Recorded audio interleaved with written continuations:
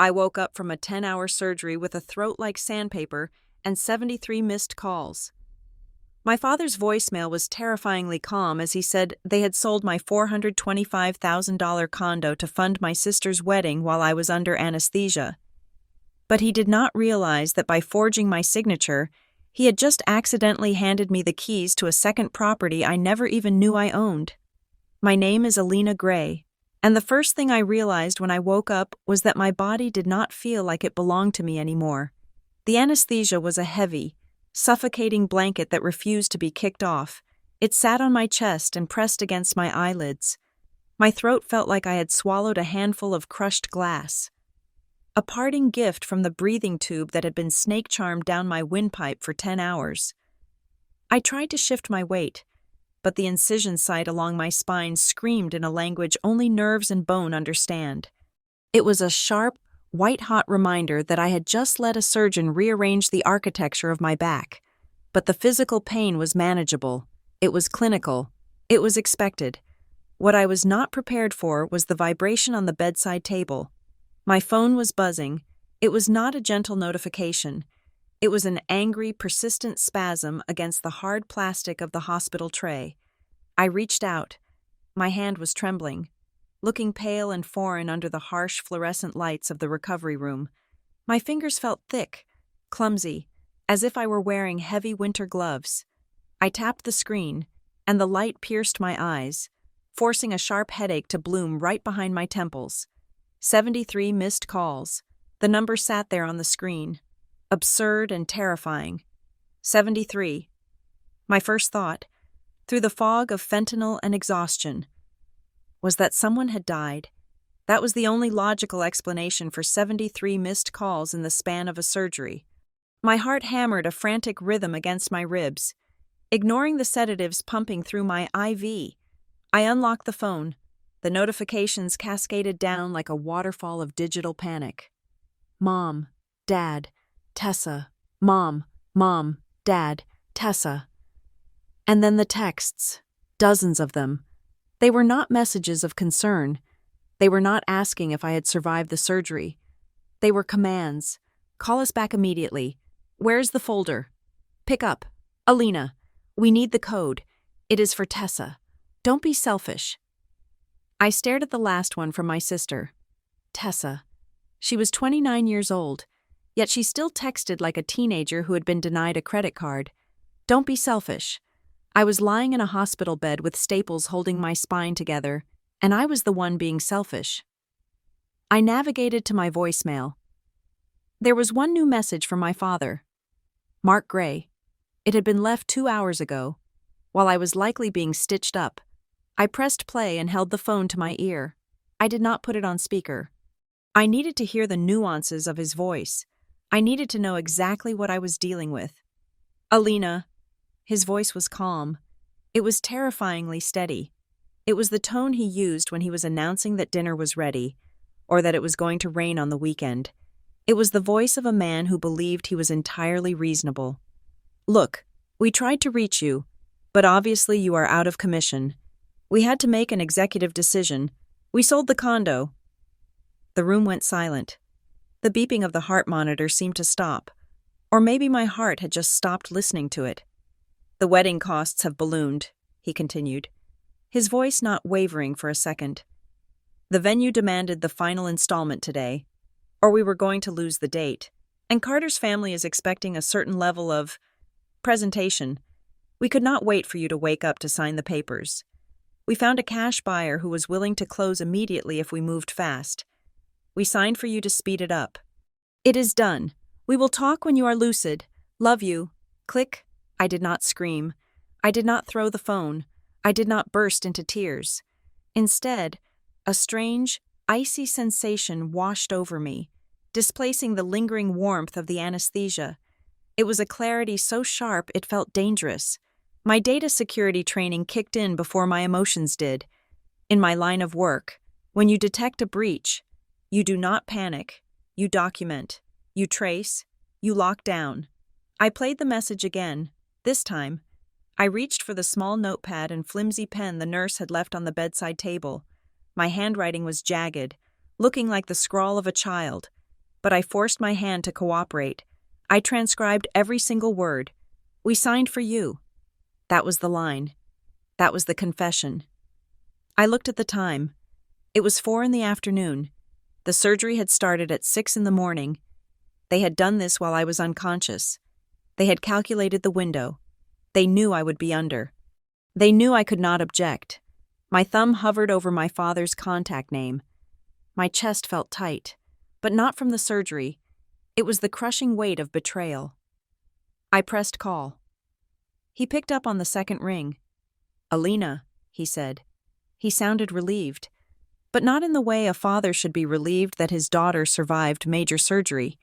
He sounded relieved that a nuisance had finally been dealt with. "You are up?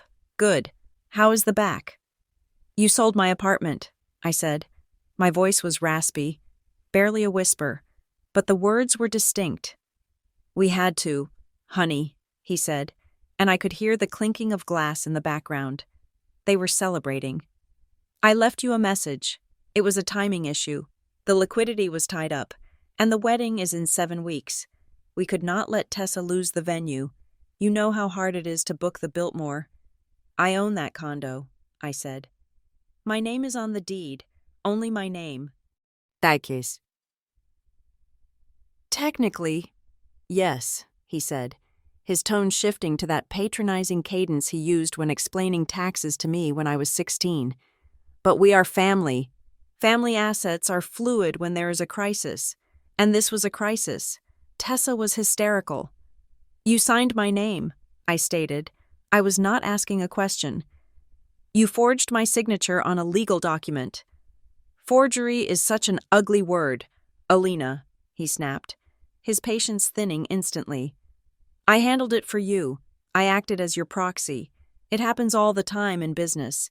Do not make this into a federal case. We are talking about your sister's happiness here.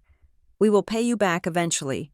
Once the wedding is over and things settle down with Carter's family, we will figure out a payment plan."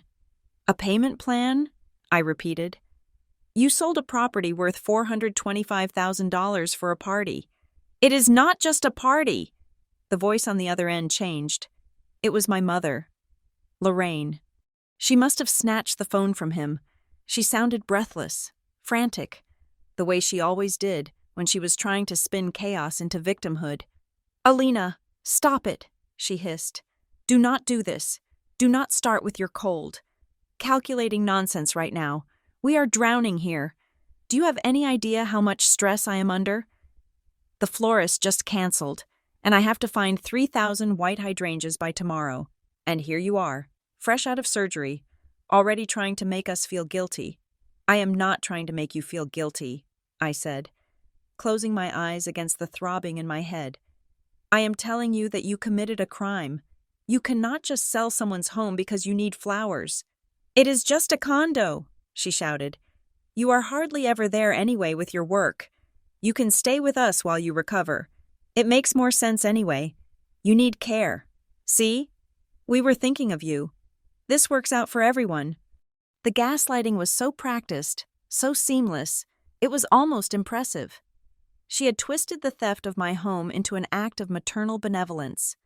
"I want the money back," I said. "Now, before I call the police." There was a silence on the line. Then, a cold, hard laugh from my mother. "You would arrest your own father?" she challenged. "On the eve of your sister's wedding?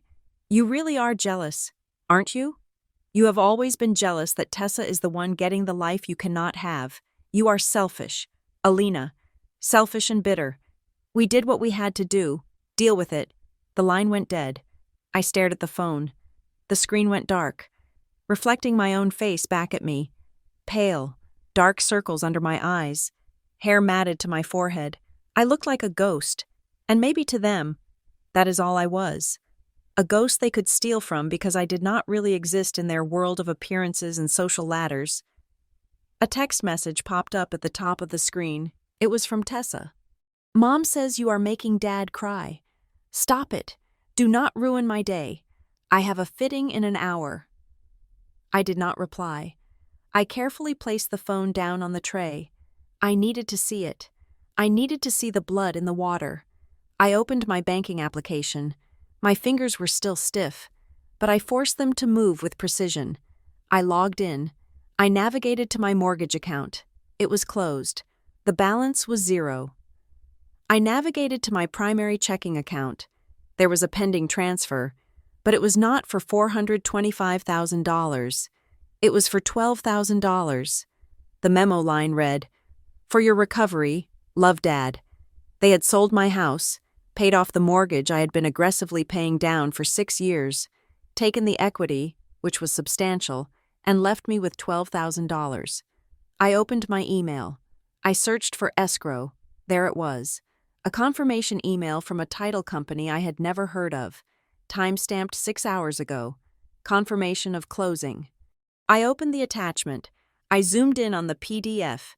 There, at the bottom of the final closing statement, was my signature, Alina Gray. It was a good attempt. It had the right loops on the capital A. It had the sharp slant I used, but the tail on the Y was wrong. I looped my Y to the left. This one went straight down. My father had signed it. I had watched him sign checks for 30 years. I recognized the pressure points of the pen. I felt a wave of nausea that had nothing to do with the morphine. I felt violated. It was not just about the money. That condo was the only place in the world where I was safe from them. It was the only thing I owned that they had not touched, criticized, or claimed credit for.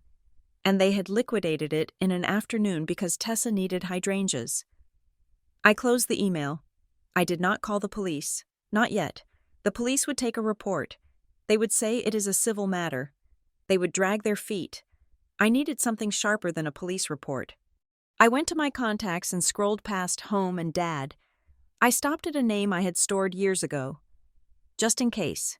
Caleb Royce. He was a real estate attorney who had handled a minor zoning issue for a friend of mine.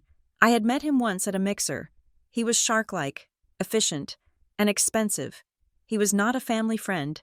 He did not care about Tessa's wedding. I pressed the call button.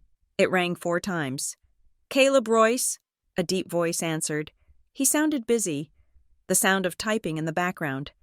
"Caleb, this is Alina Gray," I said. "I need to hire you, immediately." "Alina," he paused. The typing stopped. "I remember you. Data security, right? You sound terrible." "I am in the hospital," I said. "I just had spinal surgery, while I was under. My parents sold my condo using a forged power of attorney or a forged deed.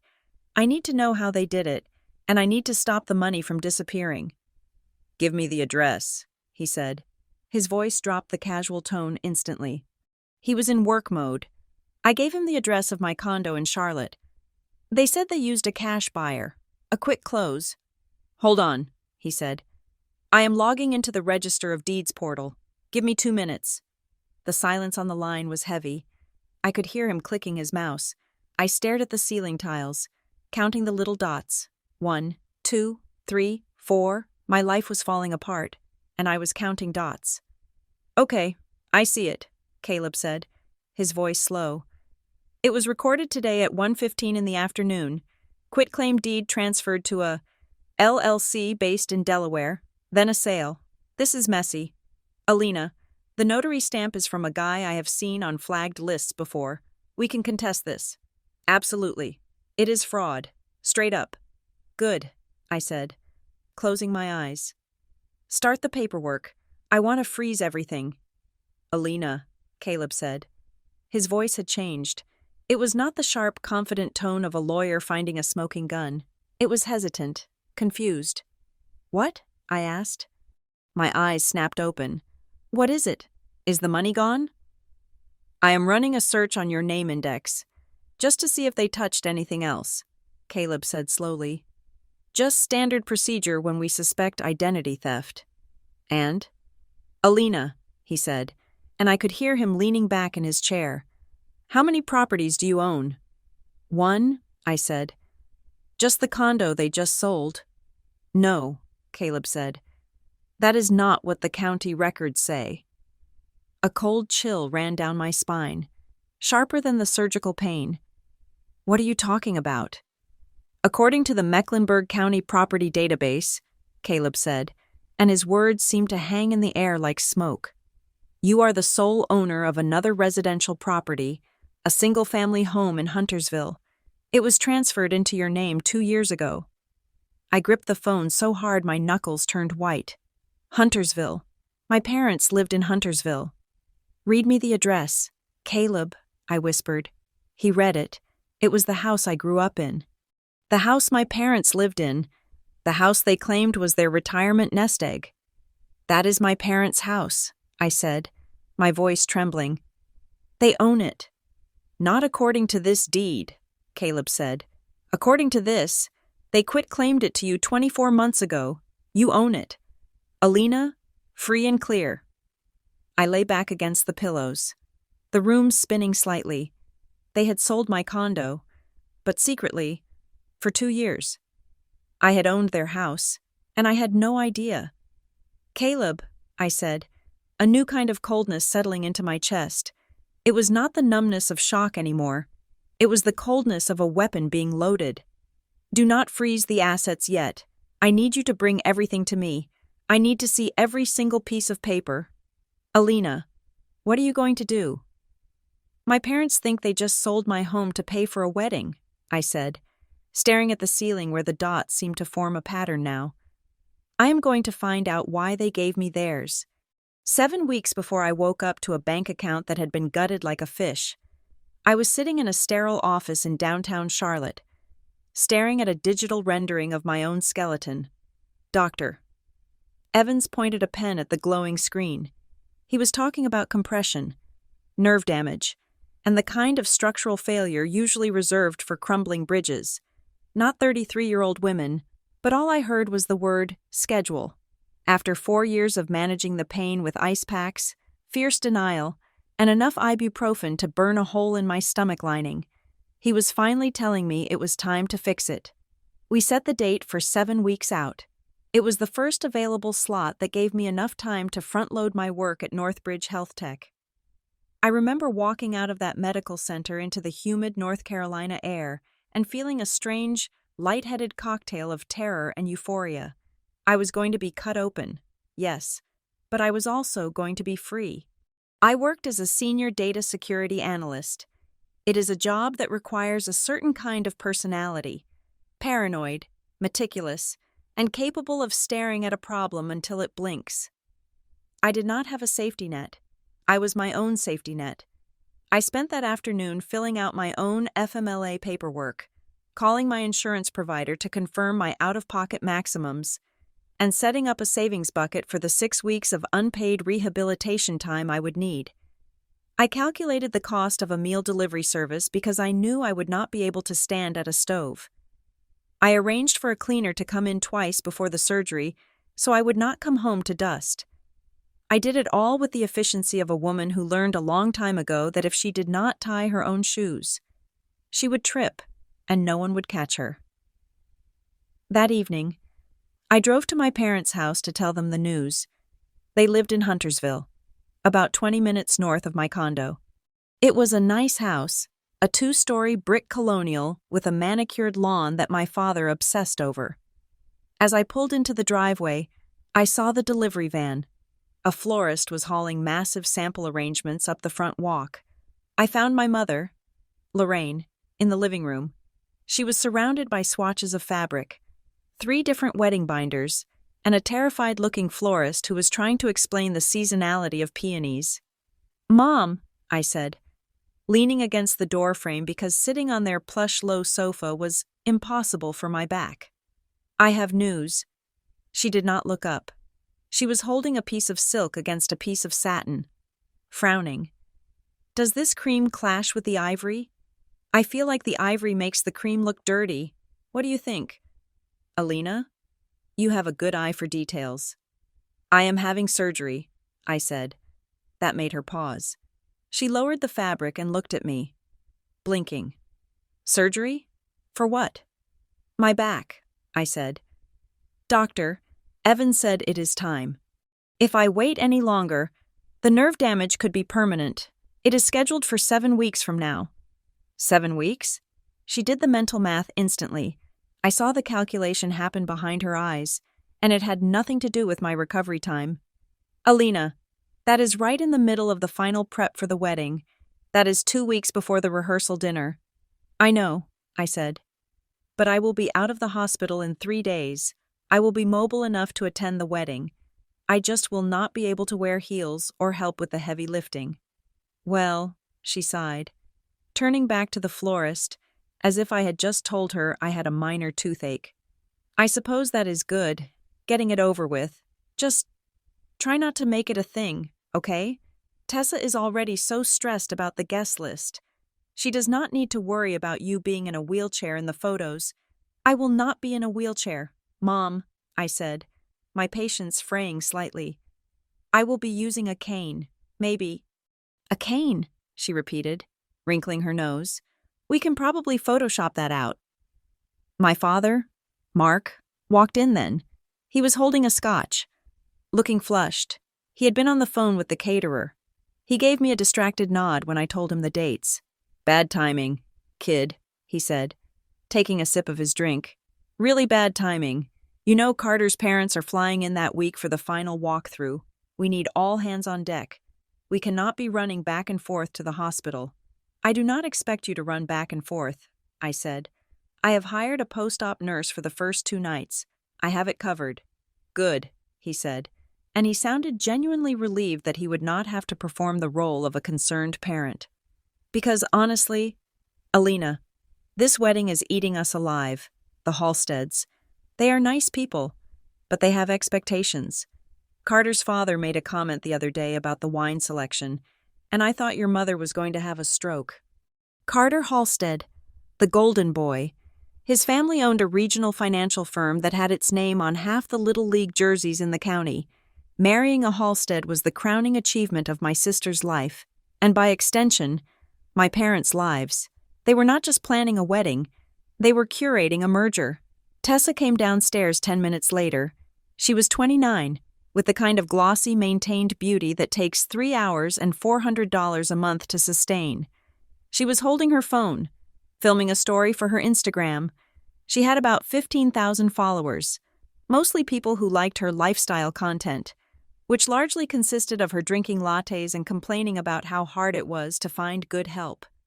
Hey, she said, angling the camera away from me because I was wearing work clothes and looked tired. Did I hear you say surgery? Yes, I said. Ugh, poor you, she said, but her eyes were on her screen, checking the filter. Listen, since you are going to be laid up, can you do me a favor? I need someone to manually address the thank you notes for the shower. My handwriting is awful, and you have that nice architectural print. You can do it from bed, right? I stared at her. I am having spinal fusion. Tessa, I am not going on a spa retreat. I know, but your hands work, right? She laughed, a bubbly sound that grated on my nerves. Come on, Alina, do not be a drag. It is my special time. You know how anxious I get. That was the dynamic. Tessa had anxiety, so the world had to stop spinning.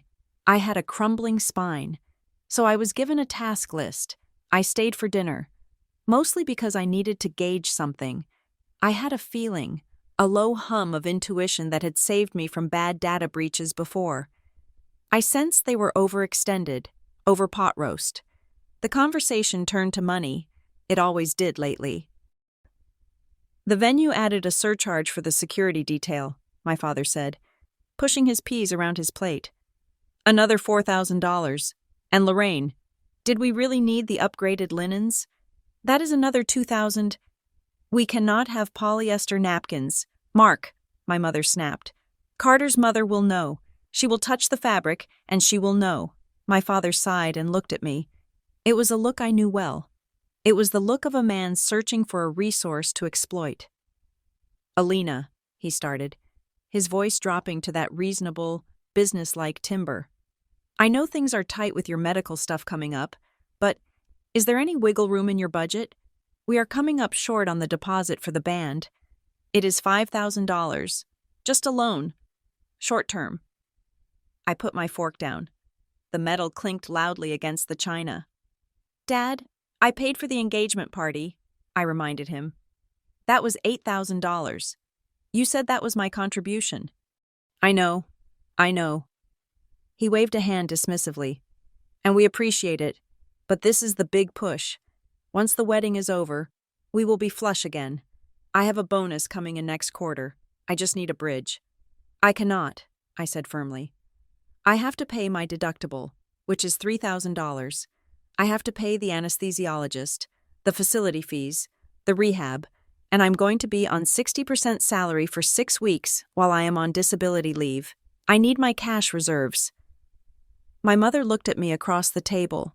Her eyes were cold, hard flints of disappointment. You always have a reason, she said softly. You have a good job, Alina. You live alone.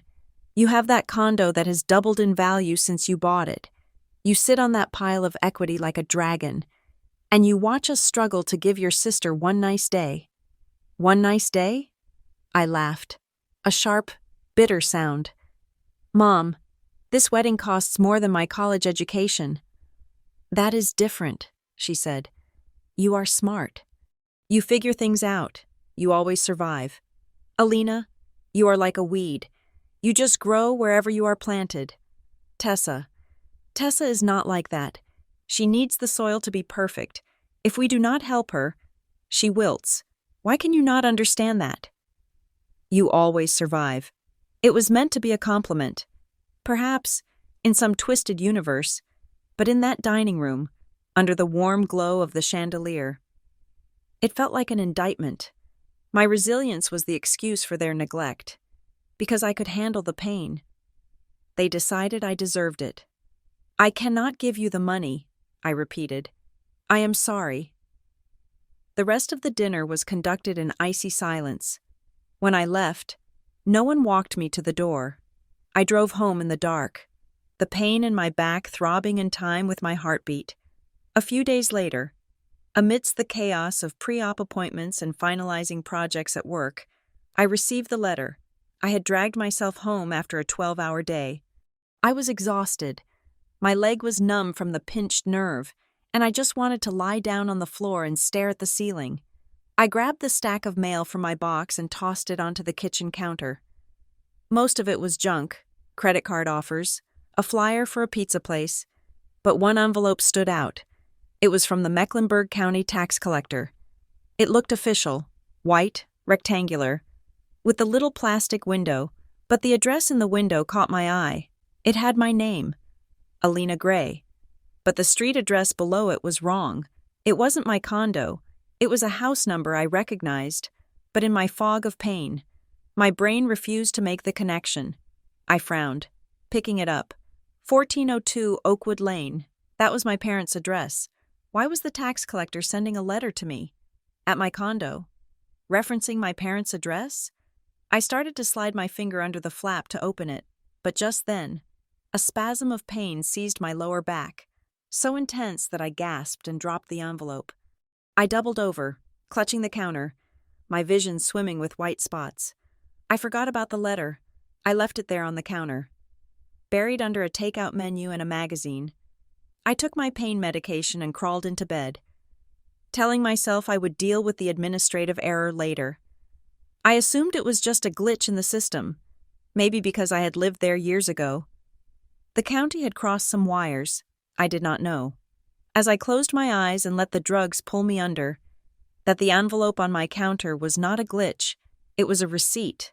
It was the first smoke signal of a fire that had been burning for 2 years, right under my feet, and because I was too strong, too busy surviving, I missed the only warning I was ever going to get.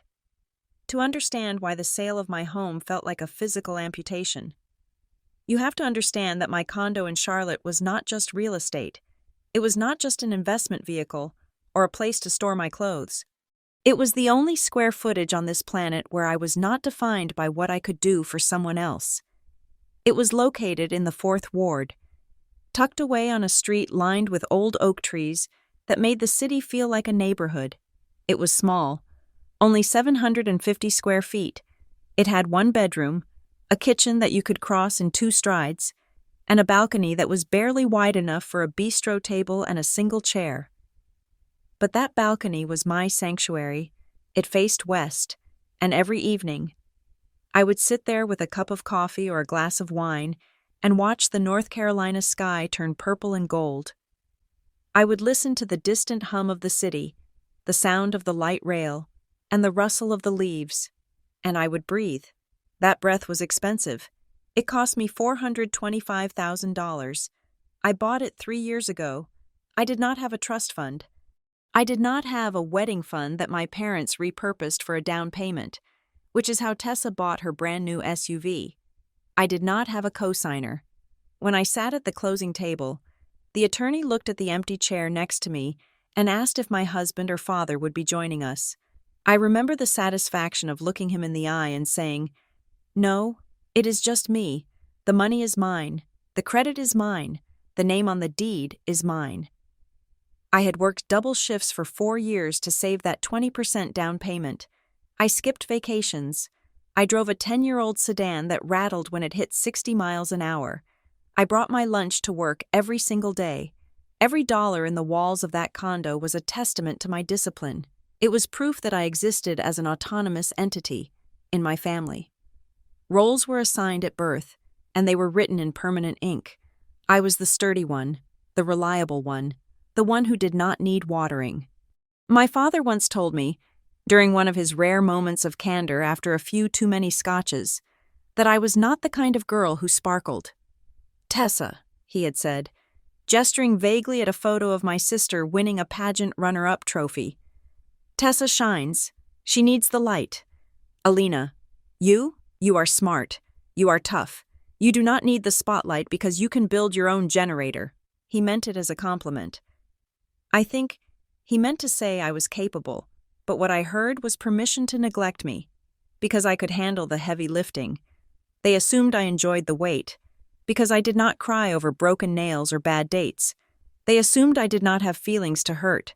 My condo was the boundary I built against that assumption. It was a fortress. When I locked that door behind me, their chaos could not touch me. But boundaries in my family were treated like suggestions. 2 years before I bought the place, there had been a situation. My father had made a bad investment in a buddy's restaurant venture that went belly up. They were looking at foreclosure on the Huntersville house. The panic in my mother's voice that day was real. She was sobbing, talking about the shame, about how she could not face the neighbors. I had just received a retention bonus at work. It was significant, $30,000. It was supposed to be the seed money for my future home. I gave it to them. I did not lend it. I gave it. They promised it was a loan. They wrote out a napkin IOU. They hugged me and told me I saved the family.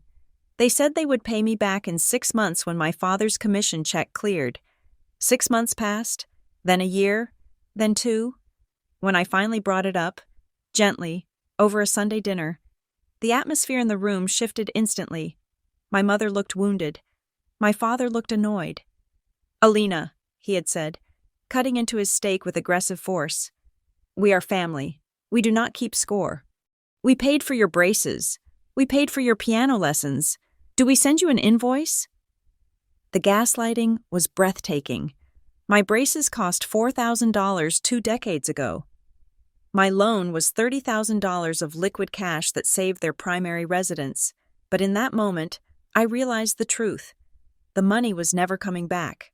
To them, my resources were a communal pool, available to whoever was drowning the loudest, and Tessa was always drowning. That was the day I stopped being their bank. I opened new accounts. I locked down my credit, and when I finally bought my condo, I did not give them a key. Fast forward to the weeks leading up to my surgery. The condo became my command center. I knew that after the spinal fusion, I would be unable to bend, lift, or twist for at least 3 months. I would be trapped in my body, so I needed my environment to be flawless. I spent my weekends prepping. I did not have a partner to cook for me. I did not have a mother who offered to come stay and help. My mother had actually laughed when I asked if she could drive me to the hospital, saying that the morning traffic into the city would make her late for her appointment with the wedding caterer. So, I did what I always did. I hired help. I interviewed home health aides to come in for 4 hours a day to help me shower and dress. I signed a contract with a meal delivery service. I bought a grabber tool to pick things up off the floor. I bought a riser for the toilet seat. I moved my mattress from the bedroom to the living room floor because the bedroom was down a short hallway that felt like miles when you are in pain. And I wanted to be near the kitchen. I remember standing in my kitchen, 7 days before the surgery, making a list of auto payments, mortgage, HOA fees, electricity, internet. I set everything to withdraw automatically. I wanted to make sure that even if I was in a coma, my little world would keep spinning perfectly. My phone rang while I was labeling freezer bags of homemade soup. It was my mother. "Hey," I answered, putting the phone on speaker so I could keep chopping carrots. "What is up?" "Did you speak to your father?" she asked. No hello. No asking how the pre-op physical went. "Briefly," I said. "He asked for $5,000 for the band." "Well?" she pressed. "Alina, it is embarrassing. The deposit was due yesterday. If we lose this band, Tessa will be devastated. They play that specific cover of the song she wants for the first dance." I told him no.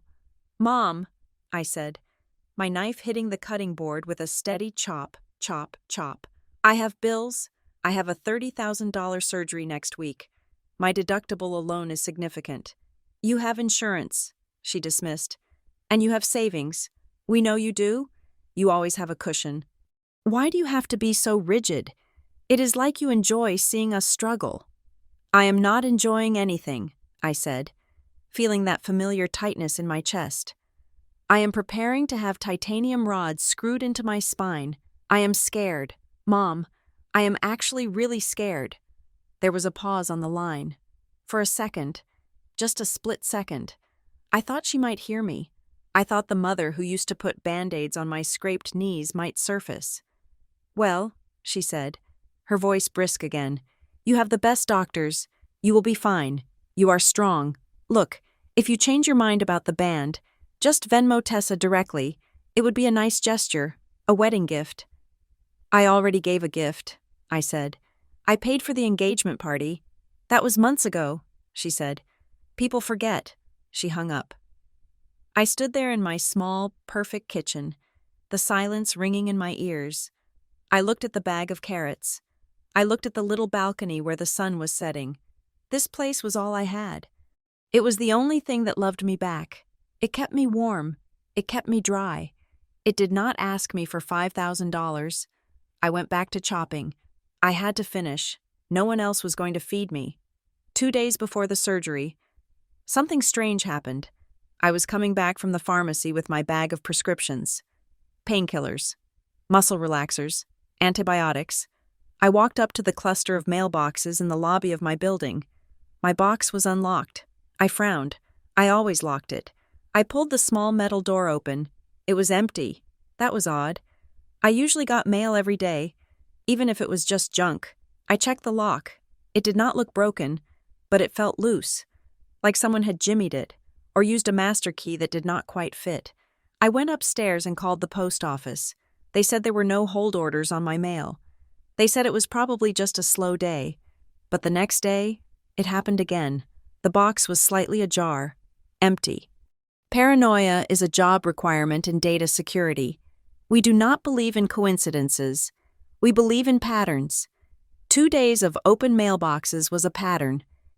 I sat on my couch, my back screaming, and I thought about what could be in that mail. Bank statements? No. Those were paperless. Tax documents? Maybe. I decided I was not taking chances. I was about to be incapacitated for weeks. I could not have someone stealing my identity while I was unable to fight back. I went online and ordered a wireless video doorbell. I know. Usually you put those on houses. But my condo door faced a semi-private hallway. I also ordered a small, battery-operated motion sensor camera that I could stick discreetly on the ceiling of the mailroom lobby, right above the bank of boxes. It was against HOA rules, technically, but I was the board secretary. I figured I would ask for forgiveness later. I installed them that afternoon. It took me an hour, and by the end of it, I was sweating from the pain. I synced the feeds to my phone. I set the alerts to high sensitivity. I thought I was protecting myself from a random neighbor. I thought maybe there was a package thief in the building. I thought I was being my usual, overcautious self. I had no idea that I was setting a trap. I sat on my balcony that last night, the night before the surgery. The city lights were blurring because I had taken my first dose of pre-op sedative to help me sleep. I looked at the phone in my lap. The camera feed showed the empty, silent hallway. "You are safe," I whispered to the empty apartment. "Everything is locked down."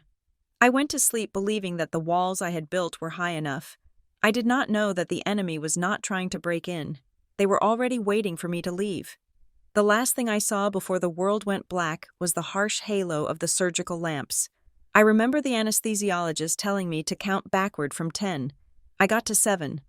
In that slide into oblivion, I had felt a profound sense of trust. I was trusting these strangers with my life, trusting the machinery to keep me breathing, trusting the world to stay exactly where I left it until I woke up. I was naive. When I finally woke for real, I didn't need another tour of the recovery room to understand what had happened. My phone had already told me. 73 missed calls, a calm voicemail, a family that treated my life like a scheduling conflict, and when the screen went dark again. I realized the worst part wasn't the money, it was the ease, the practice. Like they'd been waiting for the exact moment I couldn't move to stop them. I stared at the phone anyway. The sheer wall of their delusion was impenetrable. They truly believed that stealing $400,000 was a minor administrative adjustment. I needed to find the leak. I needed to know who had the idea. My parents were greedy, yes, but they were not sophisticated. They did not know how to structure a same-day cash close with a shell company. I called Tessa. She picked up, but she was whispering. "Alina, I cannot talk. I am at the final fitting. The bodice is too tight." "Did you know?" I asked. "Know what?" "That they sold my condo today." "Oh," she said. The pause was too long. "I mean, I knew Dad was looking for liquidity. He was stressing out about the venue fee. I might have mentioned that your place has a lot of equity." "You mentioned it?" "I just said it was sitting there," she said, her voice rising in defensive whining. "I said, Alina has like 200 grand in equity just sitting in that apartment and she never helps us. That is all I said. I did not tell them to forge anything. I just pointed out the resources." "You pointed out the target," I said. "Whatever," she huffed. "It is done. Can we move on? I need you to approve the seating chart for your table. We put you in the back near the kitchen so your cane does not trip anyone." I ended the call. I did not cry. The time for crying had passed about 15 minutes ago. Now, I was in a different mode. My work brain took over. At Northbridge Health Tech, when we found a vulnerability, we did not weep over the lost data. We patched the hole and we tracked the hacker. I opened the Notes app on my phone. I started a new folder titled Evidence. I screenshot the call log. I saved the voicemail from my father where he admitted to the sale. I screenshot the text from Tessa and my mother. I went into my email and found the escrow confirmation. I forwarded it to a private, encrypted server that my family did not know existed. Then, I opened the document attached to the escrow email. It was a standard closing disclosure.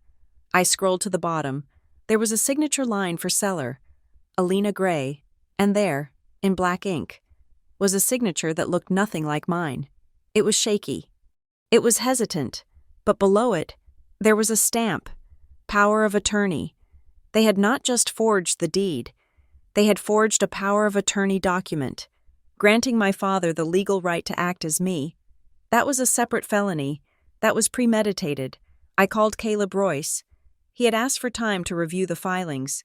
When he answered, his voice was grave. "Alina," he said, "I pulled the filings from the Register of Deeds. It is worse than I thought." "Tell me," I said, closing my eyes.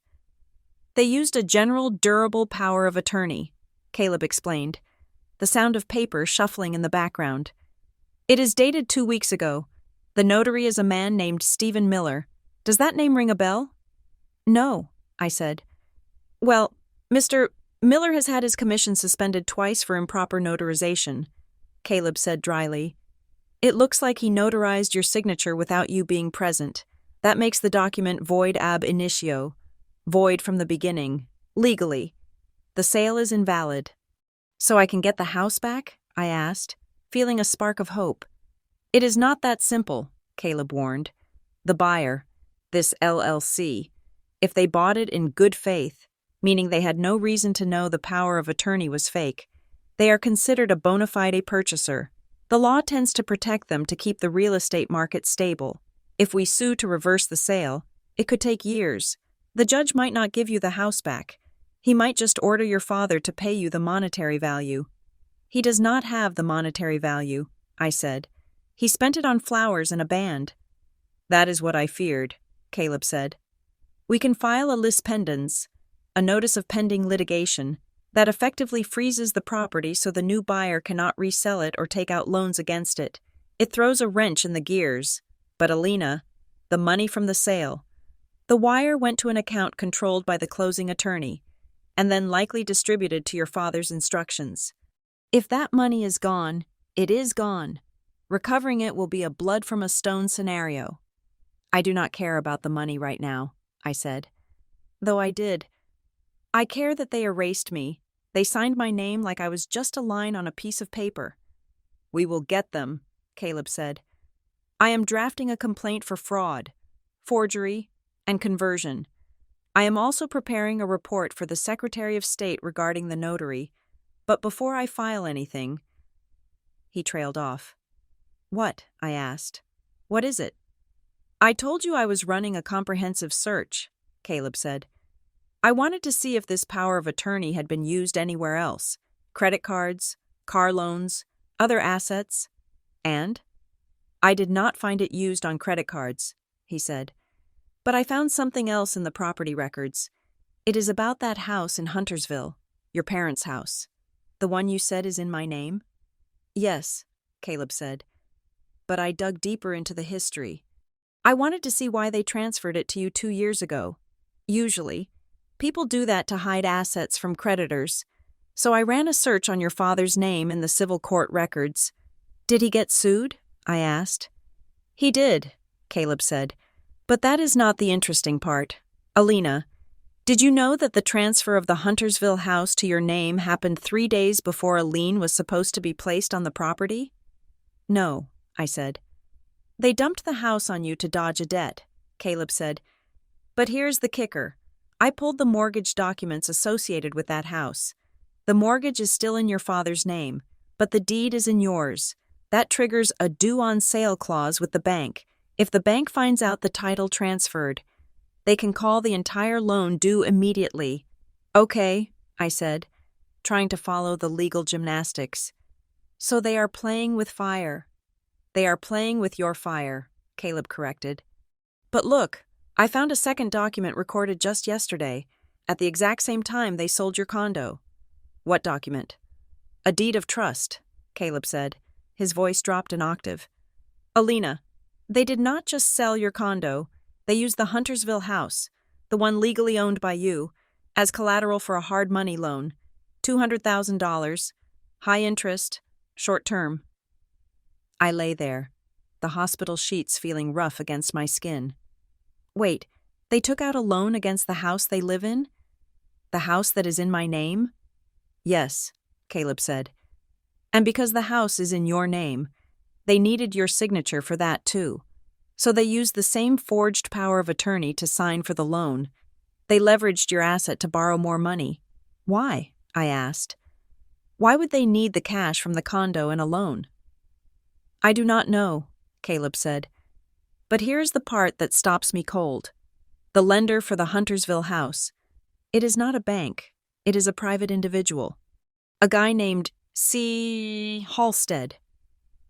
My blood ran cold. Carter Halstead? I whispered. The groom?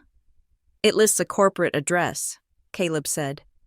But the registered agent is Carter Halstead Sr., the groom's father. The room spun. They borrowed money from the in-laws, I realized, the horror dawning on me. They mortgaged the house they gave me to the family my sister is marrying into. They are funding the wedding with debt owed to the groom's father, secured by a house they do not even own. Alina, Caleb said, and his voice was sharp, cutting through the fog. If your parents default on that loan, and with hard money loans, the terms are brutal.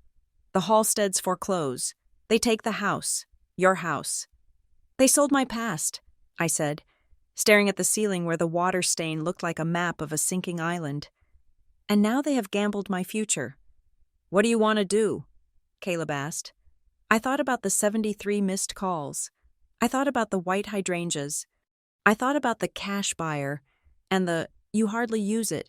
Let the check clear, I said, my voice steady for the first time since I woke up. Let them spend the money.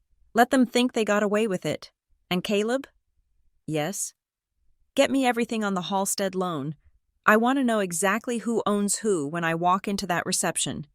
The digital file Caleb sent to my phone was heavy, not in megabytes, but in implications. It took a moment to load on the hospital Wi-Fi, the progress bar crawling across the screen like a slow-moving beetle. When it finally popped open, I found myself staring at a deed. It was a quitclaim deed, recorded in Mecklenburg County, at the top, in bold, capitalized letters. It listed the grantors, Mark Gray and Lorraine Gray. Below that, the grantee, Alina Gray. The property address was 1402 Oakwood Lane, Huntersville. I closed my eyes for a second, trying to reconcile the data on the screen with the reality I had lived in for 33 years. That house was my childhood. It was the place where I had learned to walk, where I had practiced piano until my fingers ached, where I had packed my bags for college while my mother complained that I was taking too many towels. It was their kingdom. My father mowed that lawn with the territorial pride of a feudal lord. My mother reorganized the kitchen cabinets every 6 months as if she were curating a museum. And yet, according to the document glowing on my phone screen, they had given it to me 2 years ago. This does not make sense, I said to Caleb, my voice sounding hollow in the quiet hospital room. Why would they give me their house? They act like they own the world. Giving up title is contrary to their entire personality. It is not generosity, Alina. Caleb's voice came through the speakerphone, tinny but sharp. It is evasion. Look at the date of the transfer, November 14th, 2 years ago. I looked. Okay. What about it? I ran a cross-reference on your father's legal history. Caleb said. November 14th was exactly 72 hours before a judgment was finalized against him in a civil suit regarding that failed restaurant venture. Remember that? I remember the panic, I said. I remember them asking me for money. I gave them $30,000. Right, Caleb said. Well, evidently, the $30,000 wasn't enough to stop the lawsuit, but it was enough to pay for a lawyer to structure this transfer. By quitclaiming the house to you, he removed his primary asset from his name. When the creditors came looking to place a lien on his property to satisfy the judgment, he could throw up his hands and say, I do not own a home. I am just a tenant. It is a classic shell game, asset protection via family fraud. But they needed my signature to accept the transfer, I said. You cannot just throw a house at someone without them catching it. Scroll to page 3, Caleb said. I scrolled. There it was, acceptance of deed.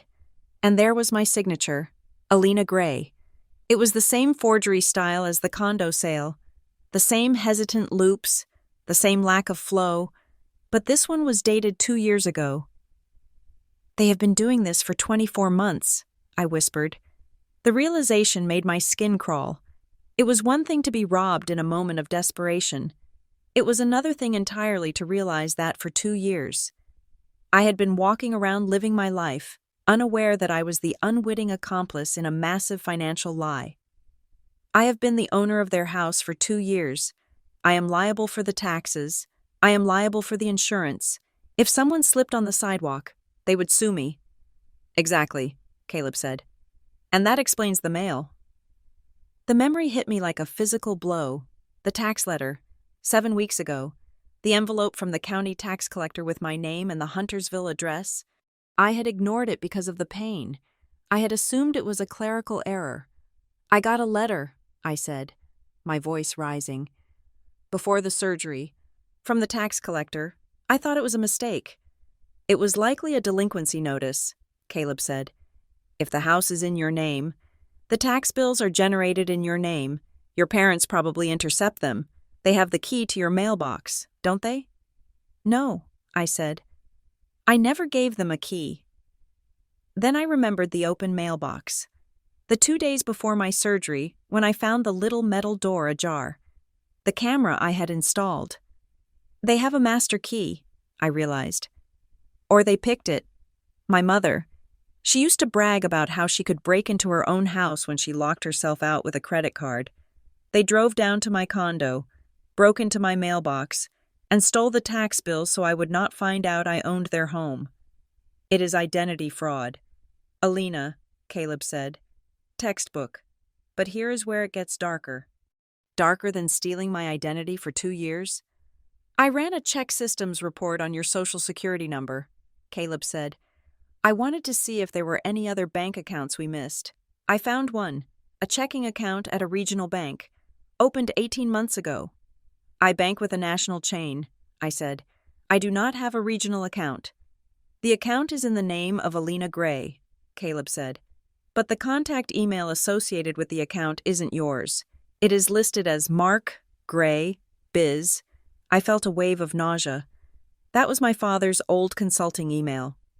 What is in the account? I asked.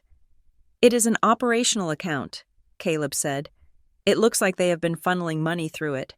I see deposits that look like rental income from a vacation property they supposedly sold years ago, and I see outflows for, well, lifestyle expenses, car payments, country club dues, and recently, large payments to a wedding planner.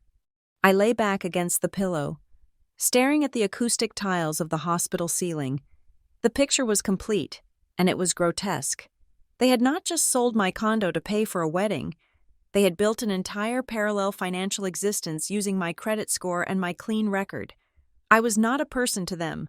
I was a host organism. I was the clean skin they wore to hide their own rot. They are living inside my name, I said. They are eating me alive. This gives us leverage, Alina, Caleb said, his voice shifting from investigator to strategist. Serious leverage. We have 2 paths here.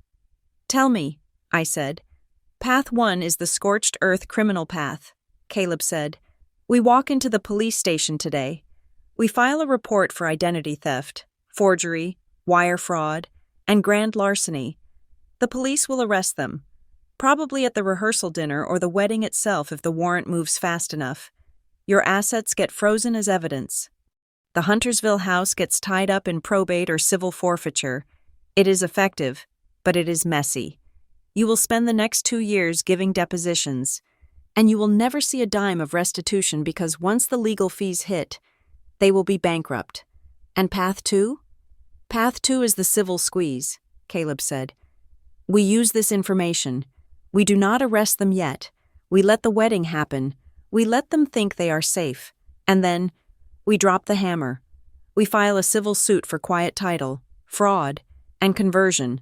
But more importantly, because you are the legal owner of the Huntersville house, you have rights, immediate rights.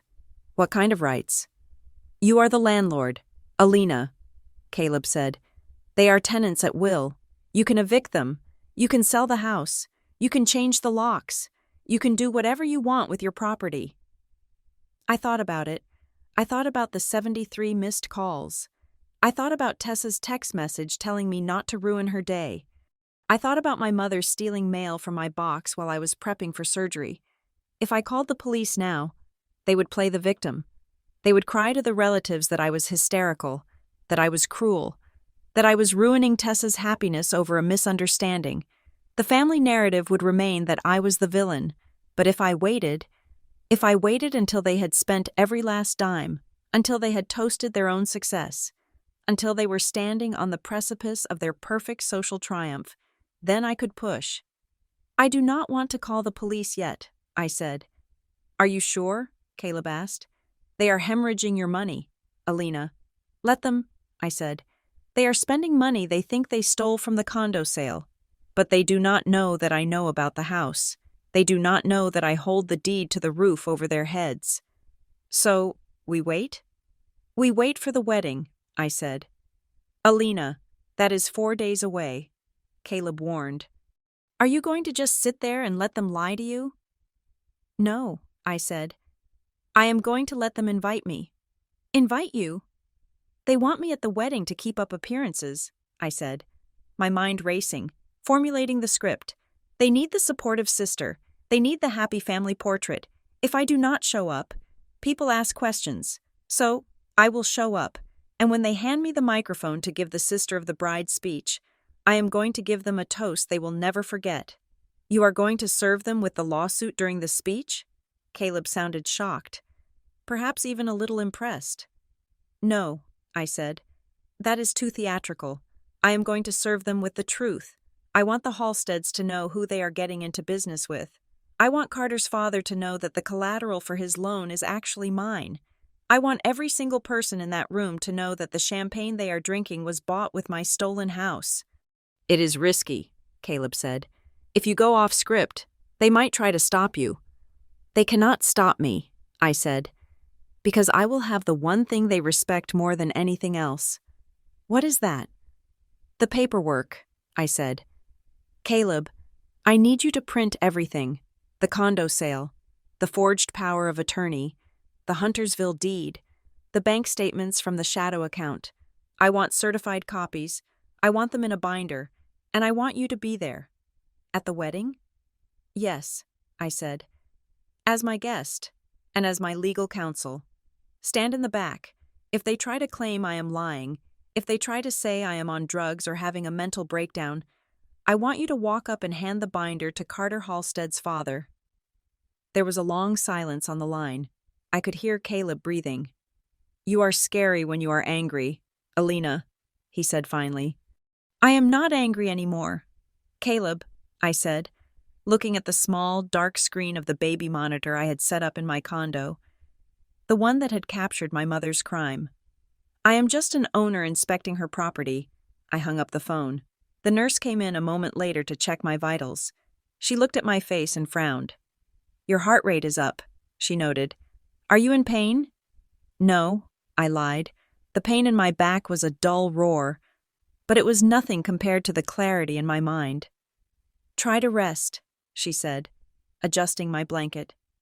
You have a long recovery ahead of you. Actually, I said, giving her a smile that didn't reach my eyes. I think I'm going to be discharged sooner than you think. I have a wedding to attend. I picked up my phone again. I saw a text from my mother. We are printing the programs. We put you down for a speech. Keep it short and sweet. Remember, this is about love. I typed back, I will be there, and I have the perfect speech prepared. I hit send. Let them think they had won. Let them think they had successfully erased me. They had no idea that by forging my name, they had given me the power to foreclose on their entire lives. I closed my eyes and finally, for the first time in 10 hours, I slept, and I dreamt of keys. The second wave of notifications did not come from the bank. It came from Instagram. I was sitting up in the hospital bed, trying to eat a cup of lukewarm gelatin, when my phone screen lit up like a slot machine hitting a jackpot. But instead of coins, it was a cascade of direct messages, tags, and comments. I tapped the icon. The first thing I saw was a red ring around Tessa's profile picture. She had posted a story. I clicked it. Tessa was filming herself in what looked like the back seat of my parents' car. The lighting was perfect. Probably a ring light clipped to her phone. She was wearing oversized sunglasses, but she had pulled them down just enough to show that her eyes were red and puffy. A sad, acoustic cover of a pop song played softly in the background. Hey guys, she sniffed, wiping a non-existent tear from her perfectly contoured cheek. I know I have been quiet today. I am really going through it. You think family is supposed to be there for you during the biggest week of your life, but sometimes jealousy is an ugly disease. She paused for dramatic effect, looking out the window and then back at the lens. My sister, she continued, her voice trembling with practiced fragility. Alina. She is in the hospital, and I've been trying so hard to be supportive, but she is threatening to sue our parents. Can you believe that?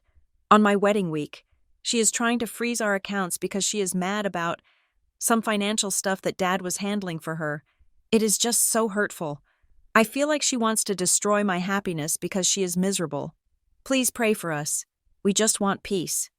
The video ended with a black screen and a text overlay. Family drama. Heartbroken wedding week. I stared at the screen. The sheer audacity of it left me breathless. She had taken the crime, the theft of my home, and repackaged it as financial stuff Dad was handling. She had cast herself as the victim of my misery. Then I looked at the responses. Tessa had about 15,000 followers. They were mostly local girls, aspiring influencers, and people from our high school, and they were eating it up.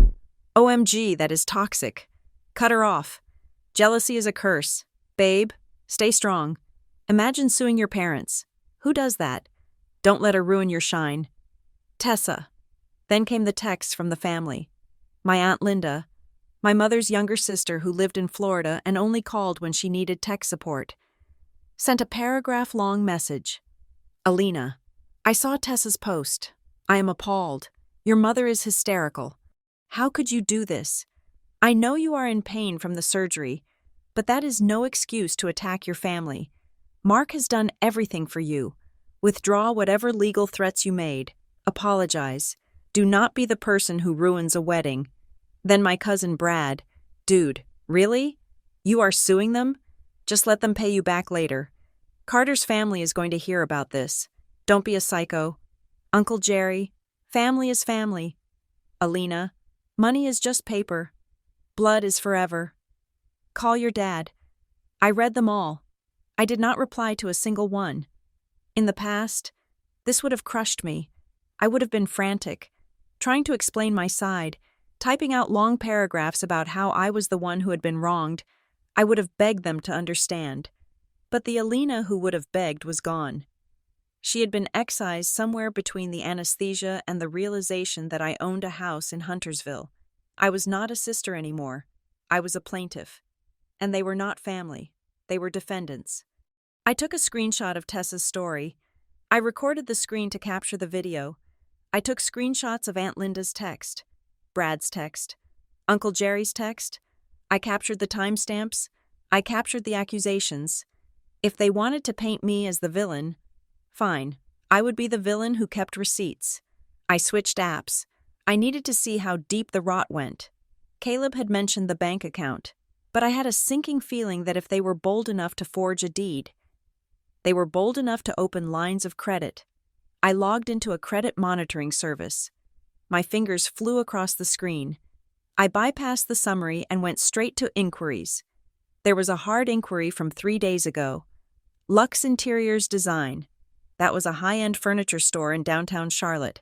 I clicked on New Accounts. There it was. A store credit card. Opened 3 days ago. Limit, $20,000. Balance, $18,450. I felt the blood drain from my face. They had opened a credit card in my name and maxed it out in 72 hours. They were furnishing the wedding lounge, or maybe they were buying furniture for the house in Huntersville. The house I owned. They were using my credit to decorate my property, likely believing they would just handle it later. It was identity theft, pure and simple. Someone, probably my mother, given the store, had walked in, used my social security number, maybe even a fake ID, and signed my name. I called Caleb. They are escalating, I said the moment he picked up. Tessa is running a smear campaign on Instagram to discredit me before I can speak, and I just found an $18,000 charge on a new credit card in my name. Send me the screenshots, Caleb said. His voice was tight. And the credit report. Sent, I said. Can we stop them? The credit card is fraud, Caleb said. We can dispute that easily, but it takes time. The Instagram post. That is defamation, but more importantly, It is an attempt to intimidate a witness and poison the jury pool, if this ever goes to trial. She is publicly discussing pending legal matters and lying about the nature of the dispute. I do not care about the jury pool, I said. I care that they are isolating me. They are making sure that if I show up at that wedding, everyone will look at me like I am a monster. They are preemptively disarming me. Then we fire a warning shot, Caleb said. I am sending a cease and desist letter to Tessa and your parents immediately. I will cite the defamation, the harassment from the relatives, and the identity theft. I will demand they preserve all evidence, texts, emails, receipts, and Alina? Yes? I am filing an emergency motion to freeze the escrow funds from the condo sale, he said. The wire trail showed it went to your father's attorney, but some of it hasn't been disbursed yet. I can get a judge to lock that down by tomorrow morning. It might be too late for the cash they have already spent, but we can stop the bleeding. Do it, I said. But Caleb, I need someone on the inside. What do you mean? They are going to circle the wagons, I said. Once they get that cease and desist, they will lock me out completely. I need someone at the wedding venue who is not brainwashed, someone who can watch them. I thought of the guest list, 200 people. Most were Carter's family or my parents' country club friends, but there was one person. Janice, I said. Who is Janice? My mother's cousin, I said. She is a retired paralegal. She used to work for the district attorney's office in Raleigh. She hates my father. She thinks he is a con artist. She only comes to these things to watch the train wreck. Call her, Caleb said. If she is a former paralegal, she knows the drill. She can be a witness. I hung up and dialed Aunt Janice. She answered on the fourth ring. Alina, I heard you were in surgery. You okay? Her voice was rough, like gravel and black coffee. It was the most comforting thing I had heard all day. I am alive, I said. Janice, I need to tell you something, and I need you to promise not to call my mother. Honey, she snorted. I haven't called your mother voluntarily since 1998. Talk to me. I told her everything. I told her about the condo, the forged signature, the Huntersville house, the Halstead loan, the credit card. She did not gasp. She did not say, "Oh my God."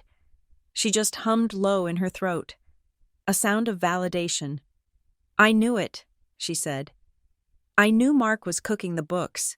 He has been walking around like a peacock with plucked feathers for 5 years. I knew he didn't have the cash for this wedding. They stole everything. Janice, I said. And now Tessa is online saying I am the one ruining it. I saw that, Janice said. Performance art, bad acting, too. What do you need? I am coming to the wedding, I said. But I need backup. I have a binder of evidence. Caleb is bringing it. But if they try to kick him out, or if they try to physically stop me from speaking, I need someone else to have a copy. Send it to me, Janice said instantly. I will print a copy. I will keep it in my oversized purse. You know, the one that fits a bottle of wine. It fits a binder, too. Thank you, I breathed. Don't thank me, she said grimly.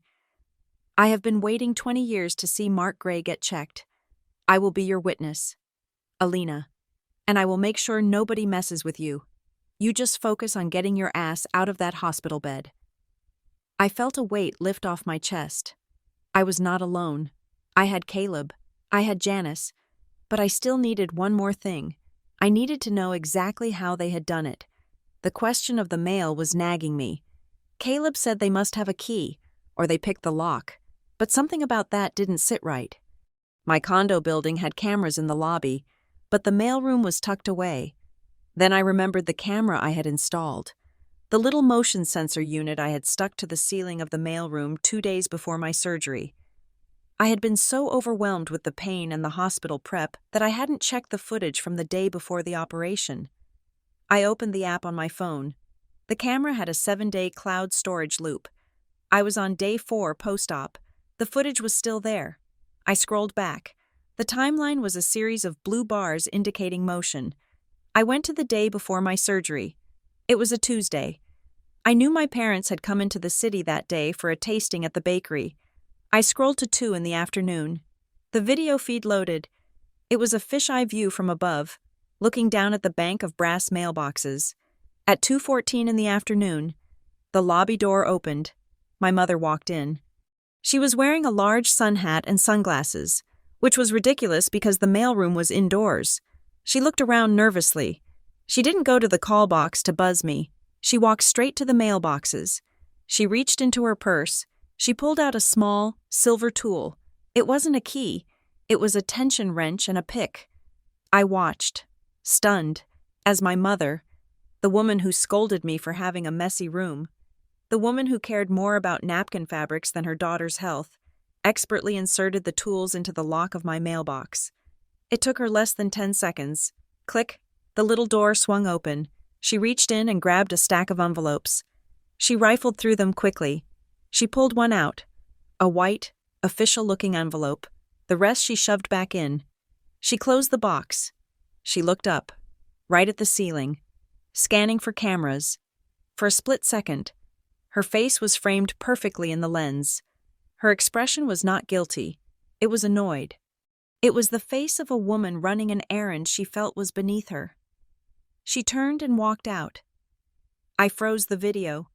I zoomed in on the envelope in her hand. The resolution was grainy, but I could make out the logo in the corner. Mecklenburg County Tax Collector. She had intercepted the tax bill for the Huntersville house. She knew. She knew the bill was coming to me because the house was in my name. She had driven into the city, broken into my federal mailbox, and stolen it to keep me in the dark so she could continue to leverage an asset I did not know I had. This wasn't just a crime of opportunity. This was a maintenance plan. I saved the clip. I emailed it to Caleb. I emailed it to Janice. I emailed it to my encrypted server. Then I texted Tessa back. Cute video. Make sure you keep it up. The judge will love it. I put the phone down. The nurse walked in with my discharge papers. You are free to go, she said. Do you have someone to drive you home? No, I said, swinging my legs over the side of the bed. The pain flared, sharp and familiar, but I welcomed it. It was the only honest thing I had felt all week. I am taking a cab. I have a lot of work to do. The first thing I had to master was the cane. It was a sleek black aluminum rod with a rubber tip, and for the first 48 hours after my discharge, it was the only thing keeping me upright. My recovery was supposed to be spent in bed, surrounded by pillows and ice packs. Instead, I was pacing the floor of a hotel room in downtown Asheville. 3 miles from the wedding venue, I had booked it under my middle name, paid for with a credit card I had opened the day before, one that my parents did not know existed. Click, step, drag, breathe. The pain was a constant, low-frequency hum at the base of my spine, spiking into a scream if I twisted too quickly. But I welcomed it. The pain kept me sharp. It was a physical reminder that I was broken, and that the people who broke me were currently sipping mimosas and finalizing seating charts. I treated the wedding not as a family gathering, but as an operation. In my line of work, you do not go into a breach without a protocol. You identify the vulnerability, you assemble the exploit, and you execute. Caleb met me at the hotel on Thursday morning. He looked tired, but he was carrying a thick, leather-bound briefcase that looked like it contained nuclear codes. He laid 3 color-coded folders on the small desk. This is the payload, he said, tapping the first folder. It was red. Layer 1, the condo sale. We have the wire transfer confirmation, the email chain between your father and the title company, and the affidavit from the notary confirming he never saw you in person. This proves the theft. He tapped the second folder, blue. Layer 2, the quitclaim deed for the Huntersville house. We have the handwriting analysis report I rush ordered. It confirms with a 99% probability that the signature on the deed is a forgery. This proves the identity fraud and the tax evasion. Then, the third folder, black. Layer 3, the timeline. I have printed the still frames from your mailroom camera showing your mother picking the lock. I have the credit inquiry logs. I have the text messages where Tessa admits she suggested the sale. This proves malice. It proves it wasn't a mistake. It was a conspiracy. It is perfect, I said, running my hand over the cool surface of the folders. Do we have the service copies? I have a process server named Mike parked on standby, Caleb said. He is a former linebacker. He will be in the parking lot of the venue during the reception. He is instructed to stay out of sight until I text him the signal. Once you drop the mic, metaphorically or literally, he walks in and hands your parents the official lawsuit papers. Breach of fiduciary duty, fraud, conversion, and a notice of eviction for the Huntersville property. Eviction, I repeated. The word tasted like iron. I am evicting my parents. You are reclaiming your property, Caleb corrected. Do not let the language soften you. Alina, they stole your house. You are just taking the keys back. I am not soft, I said. I am just calibrated.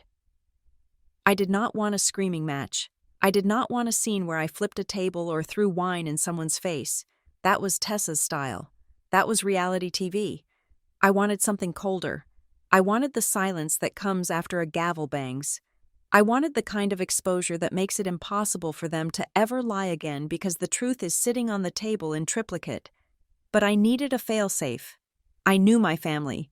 If I started speaking, and they realized where I was going, they would try to stop me. My father would try to laugh it off and take the microphone. My mother would fake a faint. Tessa would start screaming to drown me out. I needed a second shooter. I called Janice. She agreed to meet me at a coffee shop halfway between the hotel and the venue. When she walked in, she looked like she was dressed for a funeral, not a wedding rehearsal. She was wearing a sharp charcoal blazer and her signature oversized sunglasses.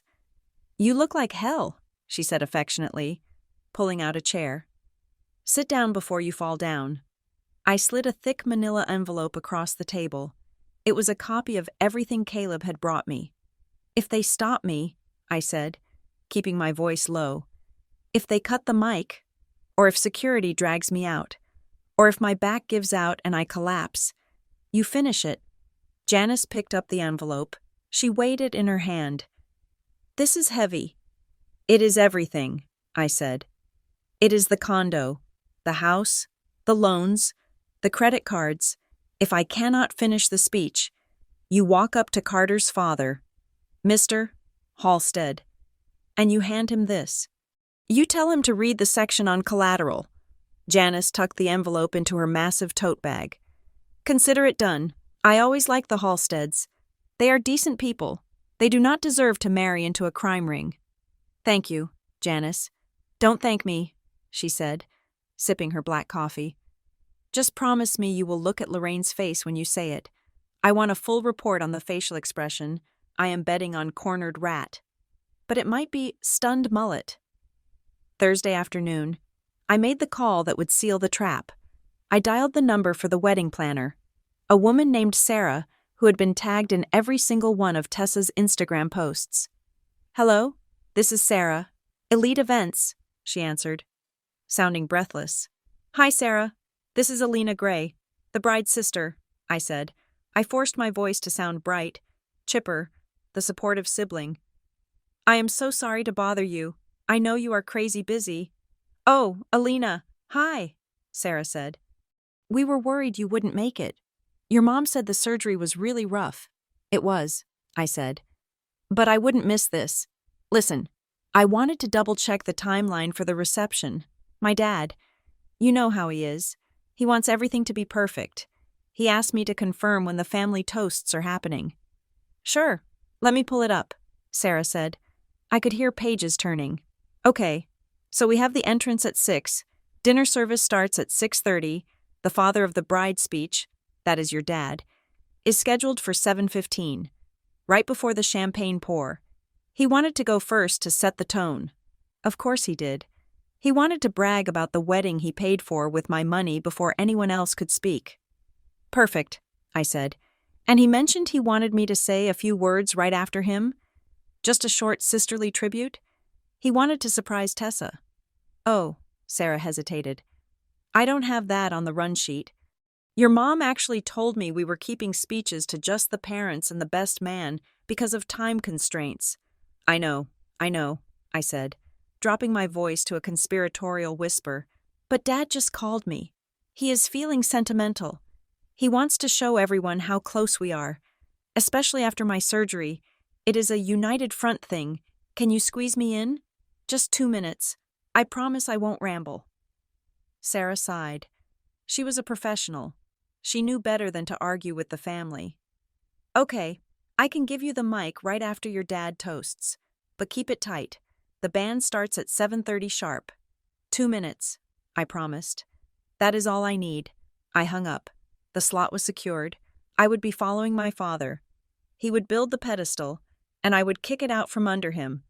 I spent the rest of the afternoon writing.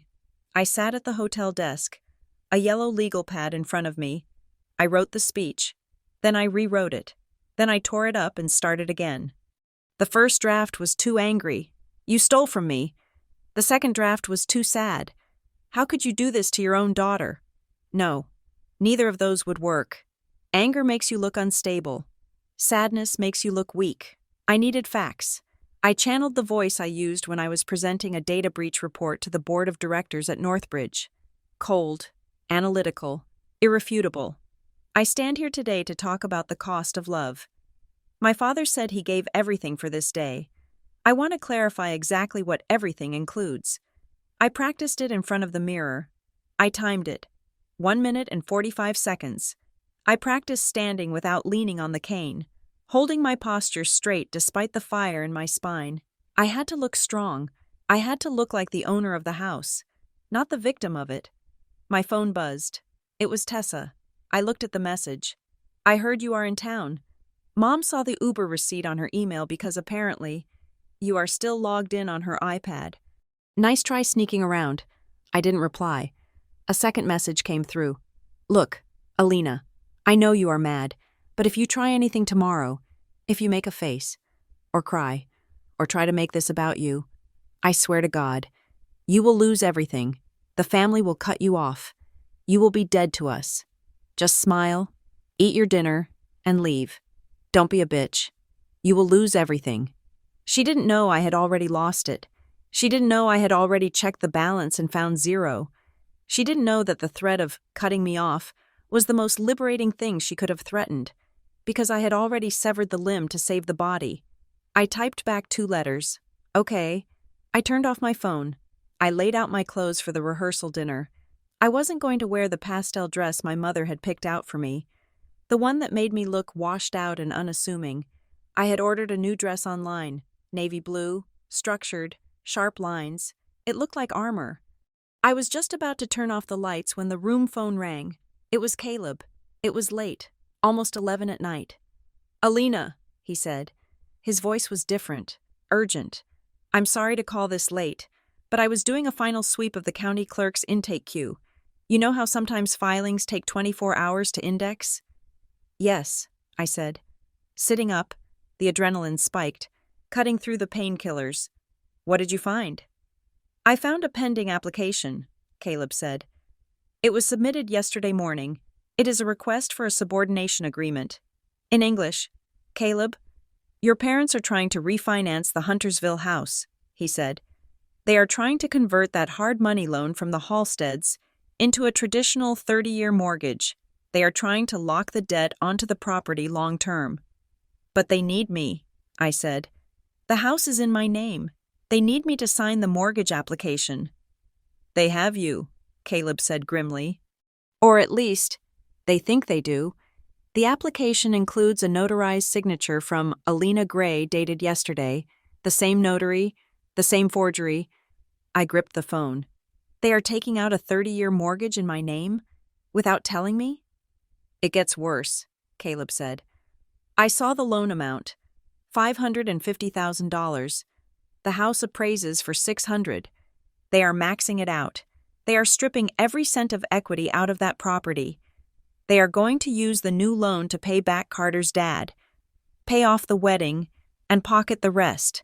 And they are leaving you with the $500,000 debt. They are burying me, I whispered.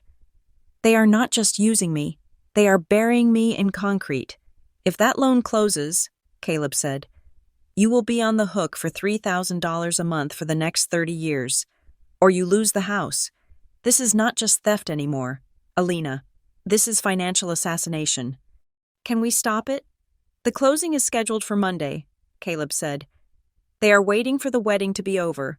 They think you will be none the wiser until the first bill shows up. Monday, I said. That gives us 48 hours. We have to stop the wedding, Caleb said. Or at least, we have to stop the lie. No, I said. Standing up, I walked to the window and looked out at the city lights. Somewhere out there, my parents were sleeping in my house, dreaming of their perfect party. We do not stop the wedding. We let them walk down the aisle. We let them say their vows. We let them think they have pulled off the heist of the century. Alina. Bring the subordination application, I said, my voice cold as the grave. Add it to the binder. I want Mr. Halstead to see that they were planning to pay him back with my life. I hung up. I looked at my reflection in the dark window. I didn't recognize the woman staring back.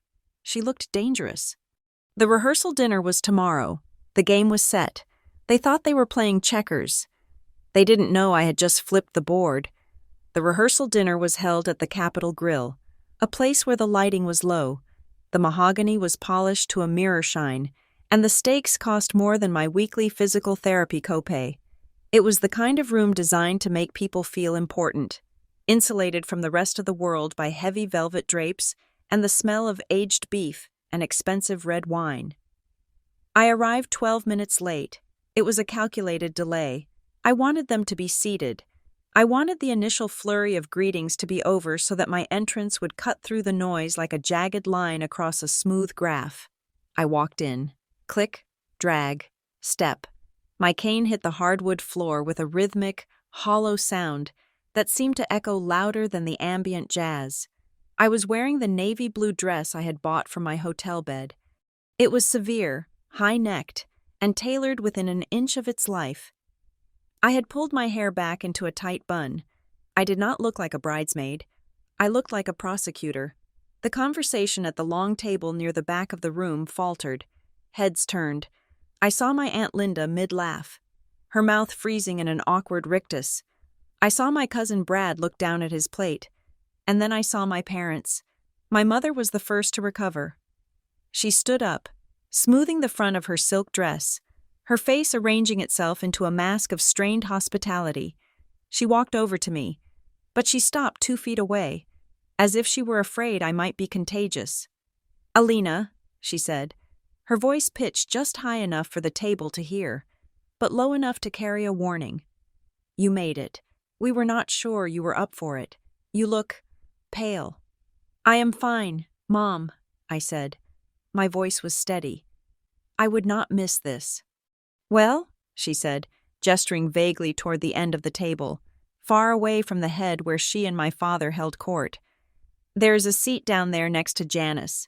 Try not to make a fuss with the cane, okay? The waiters are moving around with hot plates. I will be careful, I said. I walked the length of the table. I felt the eyes on me. I felt the collective breath of my family held in their chests. They had seen Tessa's Instagram story. They had read the group texts. To them, I was the volatile element, the jealous sister who had come to rain on the parade. I sat down next to Janice. She did not look at me, but under the tablecloth, she squeezed my hand hard enough to bruise. It was the only honest welcome I received. Drink, she whispered, sliding a glass of water toward me. You look like you're about to bite someone. Not yet, I whispered back. Dinner was a blur of clinking silverware and forced laughter. I ate nothing. I sat there with my back screaming against the hard wood of the chair, watching them. My father, Mark, was in his element. He was wearing a tuxedo that I knew cost $2,000 because I had seen the charge on the shadow bank account Caleb had uncovered.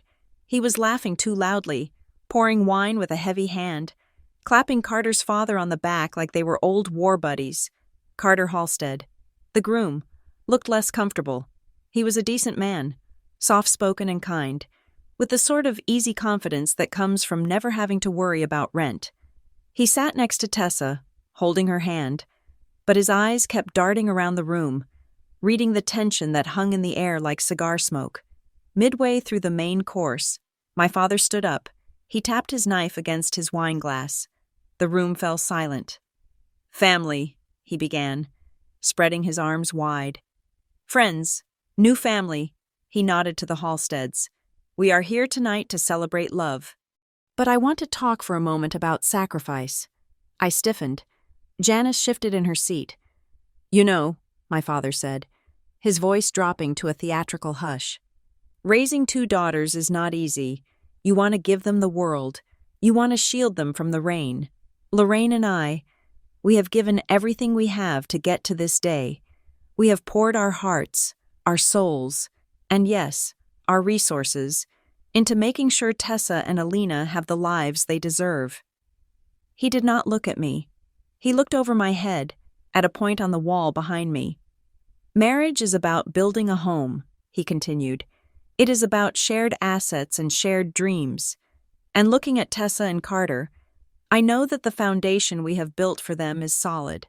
To family, to doing whatever it takes. To family," the room echoed. I raised my empty glass.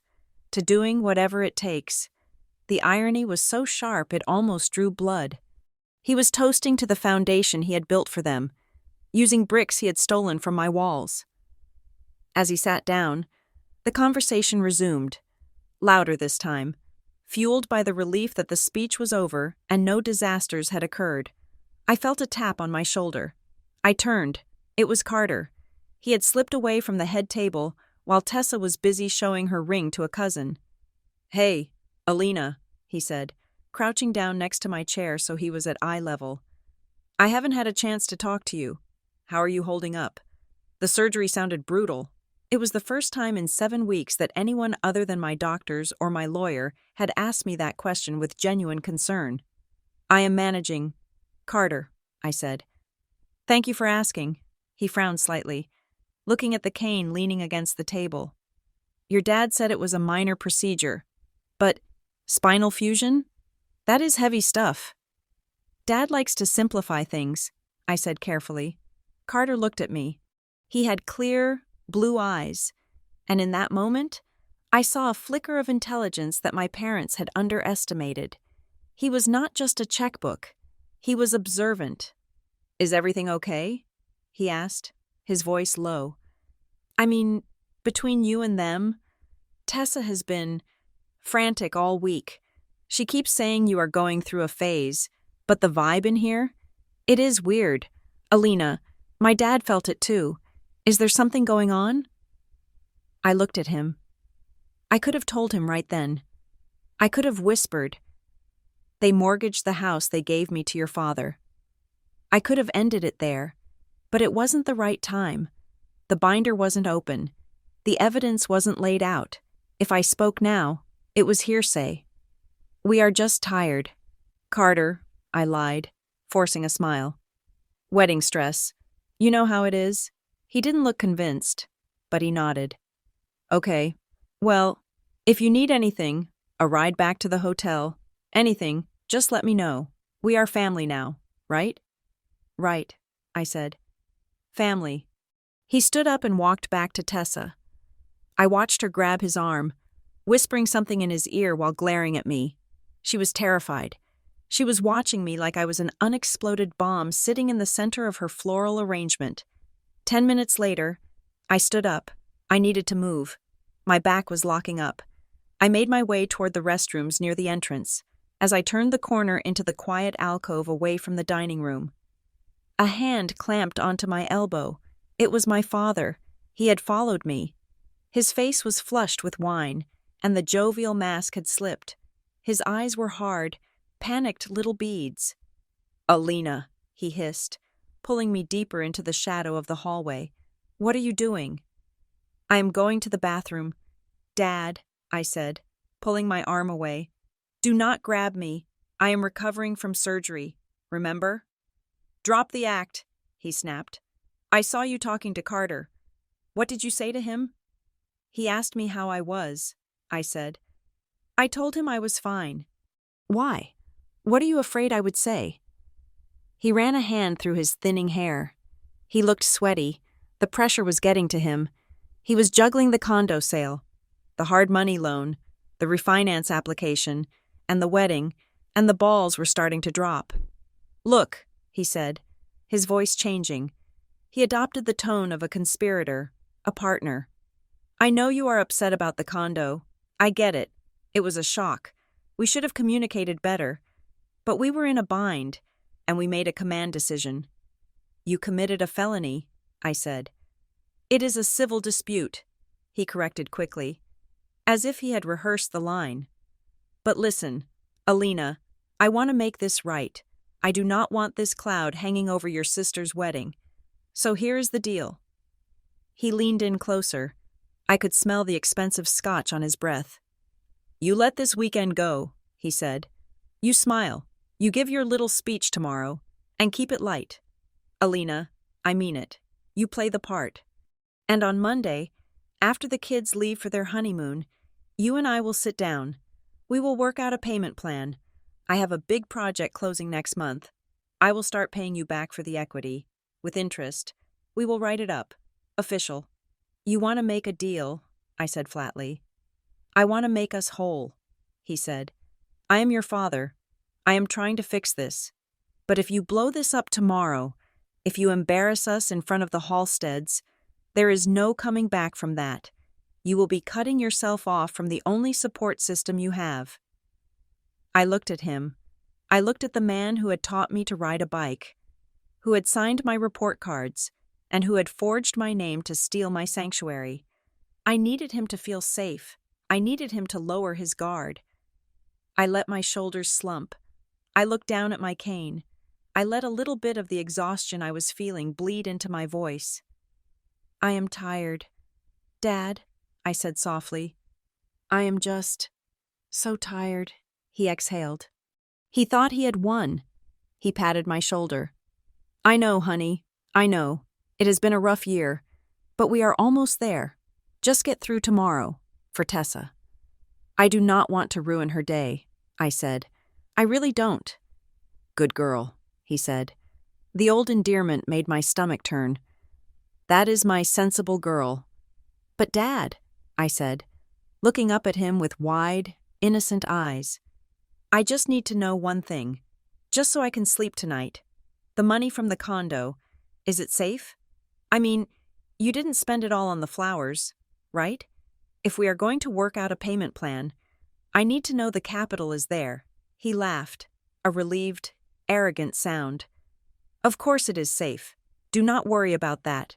I am not an idiot." "Where is it?" I pressed gently. "Just so I know." "It is sitting in the vendor holding account," he said, lowering his voice. "I moved it to the LLC's operating account to pay the final catering bill and the venue, but the bulk of it is still sitting there until Monday. It is safe. It is at First Citizens. We have not touched the principal. Vendor holding account. First Citizens, the LLC operating account." He had just given me the map. "Okay," I said, letting out a breath. "Okay, Dad, that makes me feel better." "Good," he said, squeezing my arm again. "Now go wash up. Fix your lipstick. You look a little severe." He turned and walked back toward the dining room, adjusting his cufflinks, confident that he had managed the asset. I waited until he turned the corner, then I turned and walked, as fast as my cane would allow. Not to the bathroom, but to the exit. I pushed through the heavy wooden doors into the cool night air. The valet was standing there, but I waved him off. I walked to the far side of the parking lot, into the shadows between the streetlights. I pulled out my phone. My hands were shaking, not from fear, but from the adrenaline of the kill. I texted Caleb. He admitted it. "The money is in an account at First Citizens under the name of the LLC. He called it the vendor holding account. He says the bulk is still there until Monday." I watched the 3 dots dance on the screen. Caleb replied 10 seconds later. "Got it. That is enough for a specific attachment order. I am waking up the judge. We will have the freeze order on that specific account number by 8 a.m. tomorrow. They will go to pay the final vendor check and the card will decline. I typed back, "Do it. Lock it all down." I leaned against the brick wall of the restaurant. Inside, they were eating steak and drinking wine. Celebrating their successful manipulation of the difficult daughter, they thought they had bought my silence with a vague promise of a payment plan. My father had told me to keep it light tomorrow. I looked up at the moon. "Oh, it will be light," I whispered to myself. "It will be blinding." The wedding took place in a sprawling garden behind a historic hotel in Asheville, the kind of place where the grass was manicured with scissors and the air smelled of old money and jasmine. It was a masterpiece of orchestration. 200 guests sat on white Chiavari chairs, surrounded by arrangements of white hydrangeas and white roses that cascaded from every surface like a floral avalanche. A string quartet played Debussy in the corner, the music floating over the crowd like a delicate, expensive perfume designed to mask the scent of rot. I was seated at table 22. It was the table for the outliers. I was sitting next to a second cousin who had been divorced 3 times, a former neighbor my parents felt obligated to invite but didn't actually like, and the wedding photographer's assistant who was on a meal break. It was the "we have to invite you, but we do not want to see you" table. It was tucked near the service entrance, far enough away from the head table that my cane and my dark navy dress would not ruin the visual symmetry of the bridal party's pastel aesthetic. I did not mind. The distance gave me perspective. From where I sat, I could see everything. I saw my mother, Lorraine, fluttering between tables, touching shoulders, and accepting compliments on the centerpieces she had bought with my credit. I saw Tessa, radiant in a dress that cost $12,000, laughing with her bridesmaids, playing the role of the princess who had finally secured her kingdom. I saw Carter, the groom, looking handsome but slightly dazed, like a man who had boarded a train without checking the destination. And I saw my father, Mark. He was standing near the microphone, holding a glass of champagne. He looked triumphant. He looked like a man who believed he had pulled off the perfect crime. He caught my eye across the room once, just for a second. He raised his glass in a subtle, almost imperceptible nod. It was a reminder of our deal from the night before. Keep it light, play the part. We will settle up on Monday. I touched the envelope sitting in my lap. It was not the full binder. That was with Janice, 2 seats away, but a slim, elegant envelope containing a single sheet of paper. The dinner service was clearing. The sun had dipped below the Blue Ridge Mountains, casting long violet shadows across the lawn. The string quartet faded out. My father tapped the microphone. "If I could have everyone's attention," his voice boomed, magnified by the speakers. "Please, take your seats. We have some toasts to make." The crowd quieted. 200 faces turned toward the small stage. "Today," my father began, his voice thick with practiced emotion, "is a day of culmination. You know, when Lorraine and I started this journey of parenthood, we made a pact. We said we would do anything at all, to ensure our daughters had the best, to give them a foundation." He paused, looking at Tessa with misty eyes. "Tessa, you look beautiful. And Carter, we are so proud to welcome you. This wedding, it is not just a party, it is a statement. It is a testament to what a family can build when they pull together. We have invested everything into this day, not just financially, though Lord knows the florist is driving a new car thanks to us." The crowd chuckled politely.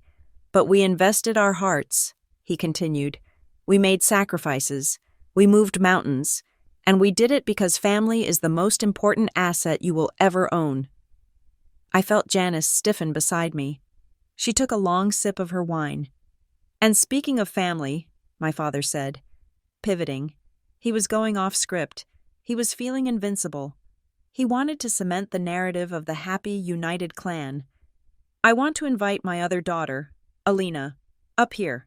She just had major back surgery a week ago. Folks, can you believe it? But she is here. She is standing tall, because that is what Greys do. We show up. Alina, come on up and say a few words for your sister." The spotlight swung around.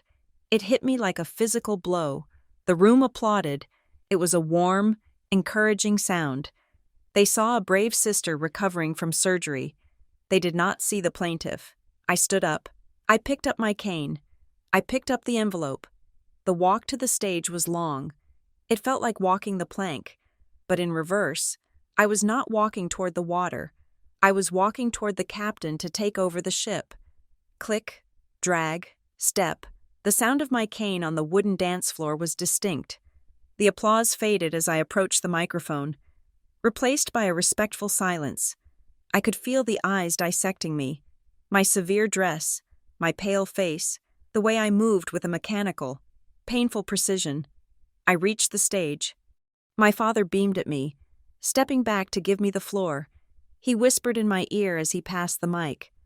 "Make it good. Remember the plan." I took the microphone. It was heavy in my hand. I looked out at the sea of faces. I saw Carter's parents in the front row, looking expectant. I saw Tessa, smiling her frozen, perfect smile. I saw my mother, watching me with a hawk's intensity, ready to intervene if I veered off course. I took a breath. It rattled slightly in my lungs. "My father is right," I said. My voice was low, but the speakers carried it to the back of the garden. It was not the shaky voice of a recovering patient. It was the cool, flat voice of a data analyst reading a corruption log. "This family believes in investment. He said they have invested everything for this day, and standing here, looking at these flowers, and this venue, and my sister's dress, I have to agree, it is quite an investment." My father nodded, satisfied. He thought I was playing along. "And it is true," I continued, "that I have contributed quite a lot." I looked down at the envelope in my hand. I opened it slowly. The sound of the paper tearing was sharp in the silence.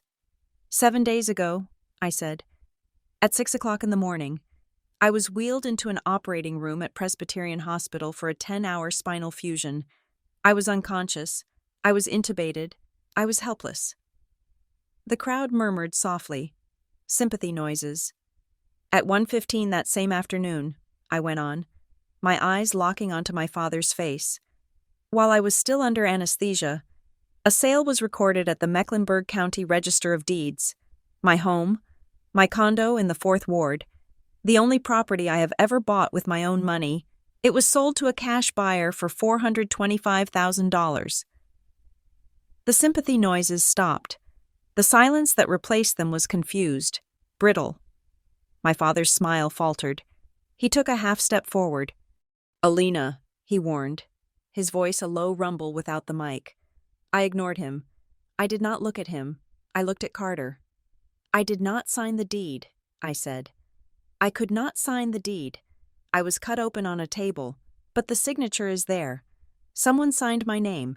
Someone notarized it, and by 4 o'clock that afternoon, $400,000 of my equity had been wired into an account controlled by this family." A gasp rippled through the room. It started in the front row and rolled back like a wave. "Alina, that is enough." My mother was on her feet. She was moving fast, her face contorted in a mask of panic and rage. She rushed the stage, her hand reaching out to grab the microphone. "She is on medication," my mother shouted to the crowd, her voice shrill. "She is confused. It is the painkillers. She does not know what she is saying." She reached for me. I did not flinch. I did not step back. I shifted my weight onto my cane and looked her dead in the eye. "Do not touch me," I said into the microphone. It wasn't a scream. It was a command. "You have said enough at home, Mom. You do not get to speak for me here." She froze. The sheer force of my refusal stopped her. She looked at the crowd, then back at me. Realizing that physically wrestling a cane-wielding surgery patient on stage would be a PR disaster she couldn't recover from, I turned back to the audience. "This isn't a toast," I said. "This is a receipt." I looked at Carter. He was standing now. His face had gone as white as the tablecloths. He wasn't looking at me anymore. He was looking at Tessa. "Tessa," Carter said. His voice didn't need a microphone. In the dead silence of the garden, it carried perfectly. "Did you know?" Tessa sat there. She looked at her husband. She looked at her parents. She looked at the guests. She opened her mouth to speak, to spin it, to cry, to do what she always did, but the weight of the truth was too heavy. She stammered. Carter, we needed the venue. Dad said he would fix it. You knew, Carter said. It wasn't a question anymore. I saw the realization hit Carter's father. Mr. Halstead. He stood up slowly, his face darkening with a mixture of confusion and dawning horror. I signaled to the back of the room. Caleb stepped out from the shadows near the bar. He was wearing a dark suit. He walked up the aisle with the purposeful stride of a man who is billing by the hour. He carried a leather folder. He didn't come onto the stage. He stopped at the foot of it, looking up at me, then turned to face the Halsteads. I am Caleb Royce, he announced clearly. I am Alina Gray's attorney. I have in my possession the affidavit from the notary admitting he did not witness the signature, and the wire transfer records tracing the funds from Alina's property to the accounts paying for this event. He held up the folder. It was a visual gavel strike. My father looked like he was having a heart attack. He was gripping the podium, his knuckles white. This is absurd, he sputtered, trying to regain control. This is a family misunderstanding. We have a power of attorney. We were acting in her best interest. The power of attorney is a forgery. Mark, I said, and we both know it. I looked at the paper in my hand. It was the closing statement for the condo, but I didn't read it. I didn't need to read it. The room knew. The air had been sucked out of the garden. The string quartet sat with their bows hovering over their strings, terrified to make a sound. I looked at the guests. 200 people who had come to celebrate a union were now witnesses to a demolition. I loved that condo, I said softly.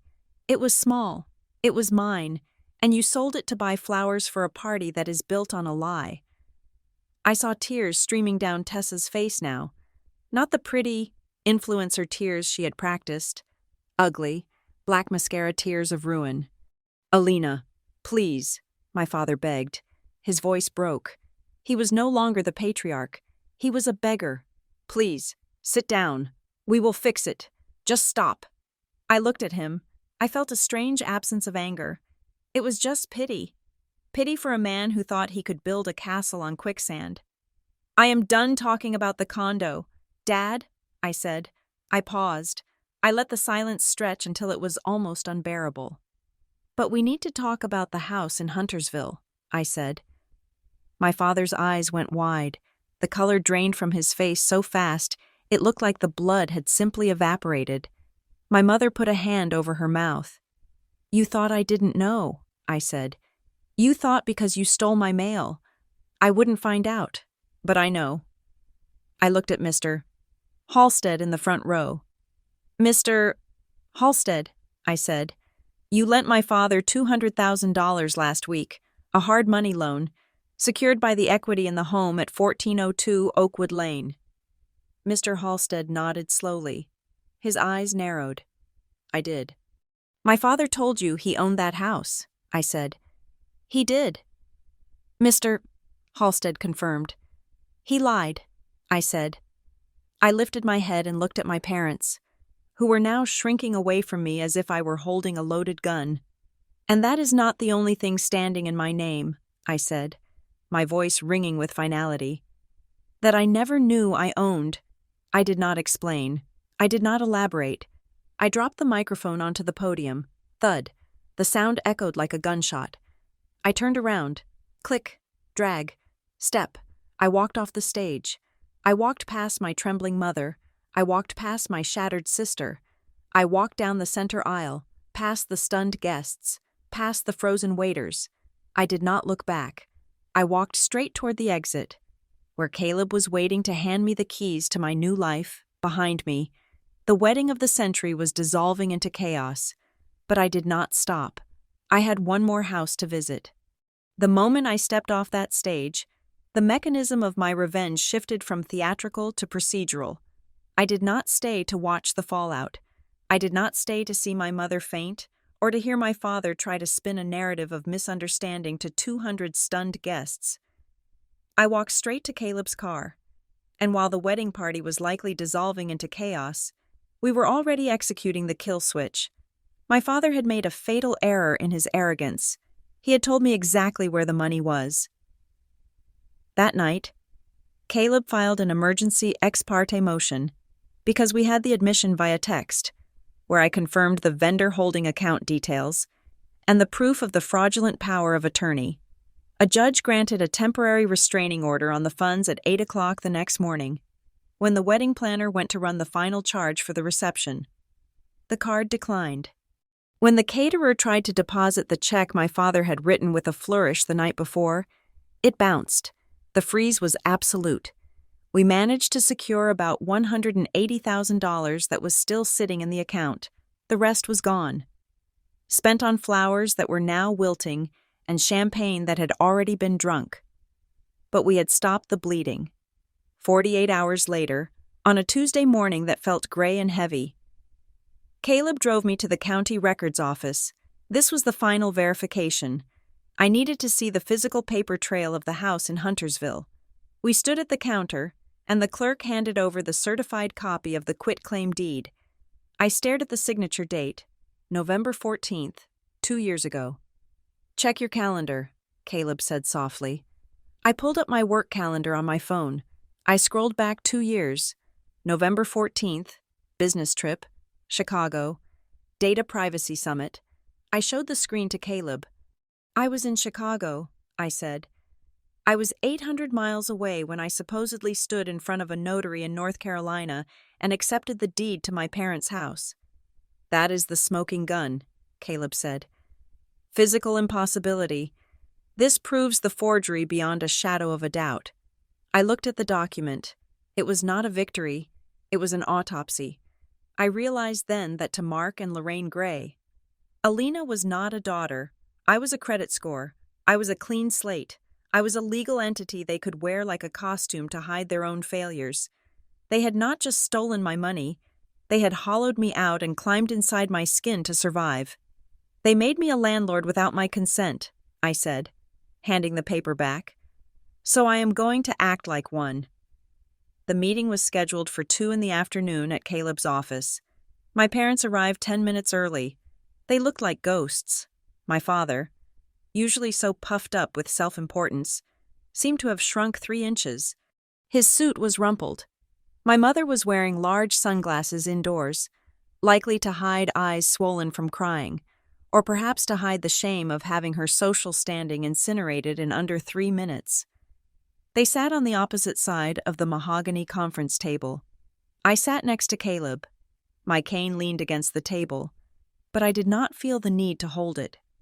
"We can fix this," my father started, his voice shaking. "Alina, the Halsteads are furious. Carter's father is threatening to call the district attorney. You have to tell them it was a mistake. You have to tell them you authorized it retroactively." "I will not do that," I said. "If you do not," my mother hissed, leaning forward, "your father could go to jail. Is that what you want? You want to see your father in handcuffs?" "I want my $425,000 back," I said. "Plus interest, plus legal fees." "We do not have it," my father cried out. "It is gone. The wedding cost a fortune. The honeymoon deposits, the debts we paid off." "Then we look at your other assets," Caleb said smoothly. He slid a piece of paper across the table. "Specifically, the home at 1402 Oakwood Lane." My father went pale. "That is our home. We have lived there for 30 years. "Actually," Caleb corrected, "that is Alina's home. You quitclaimed it to her 2 years ago to dodge a judgment creditor, and since you did that, Alina is the sole legal owner. You are, legally speaking, squatters." "We can reverse it," my father pleaded. "We can tear up the deed." "You cannot tear up a recorded deed," Caleb said. "And if you try to claim the transfer was fraudulent, you are admitting to bankruptcy fraud and perjury. So, you are stuck with the lie you told. Alina owns the house." I opened the folder in front of me. I pulled out the last few pieces of the puzzle. "This is the offer," I said. "Option A, we handle this civilly. You sign a confession of judgment for the full amount of the condo sale. You agree to a strict repayment schedule. And you sign a no-contact order. You stay away from me. Forever.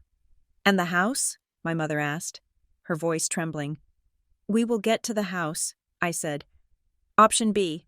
I hand this file to the detective who called Caleb this morning. I give them the video of you picking the lock on my mailbox. I give them the credit card fraud report for the furniture store. I give them the flight records proving I was in Chicago when you forged the deed. And you go to prison for a very long time. They stared at the photos of the mailbox theft. They stared at the flight logs.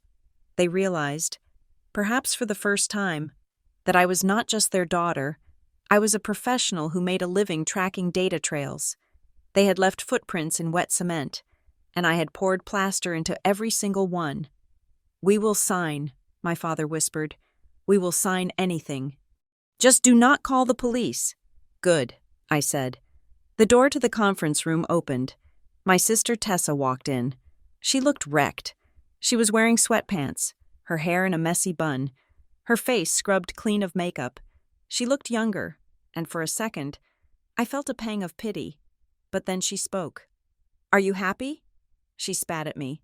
Carter hasn't spoken to me in 2 days. He is staying at a hotel. You destroyed my marriage before it even started. Your marriage was funded by grand larceny. Tessa, I said, it was never going to survive. It was just money, she screamed. We would have paid you back. You are so selfish. You have always been selfish. Then, the door opened again. Carter Halstead walked in. He was followed by a man in a sharp gray suit, his family's attorney. Carter did not look at Tessa. He did not look at my parents. He looked at me, and he nodded. Alina, he said. Caleb. Carter, I replied. I am sorry you got dragged into this. He walked to the table and placed a file in front of my father. My father is calling the loan, Carter said. His voice was devoid of emotion. It was pure business. The $200,000 hard money loan. It is due immediately. The collateral was fraudulent, which triggers an immediate default. Carter, please, Tessa sobbed, reaching for his arm. He stepped away from her touch as if she were made of fire. I am also filing for an annulment, Carter said, looking at her with eyes that were completely dead. Based on fraud. You knew. Tessa, I asked you at the rehearsal dinner if there was a problem, and you lied to my face. I do not marry into a family that lives on signatures they stole from unconscious people. Tessa collapsed into the chair, wailing. My parents looked at Carter's lawyer, then at Caleb, realizing they were surrounded on all sides. Now, I said, standing up. About the house. Alina, you cannot kick us out. My mother wept. Where will we go? You have 30 days, I said. That is more than the law requires for tenants at will, but I am being generous. I am changing the locks today on the external gates. You will have access to the main house to pack. After 30 days, I am listing the property for rent.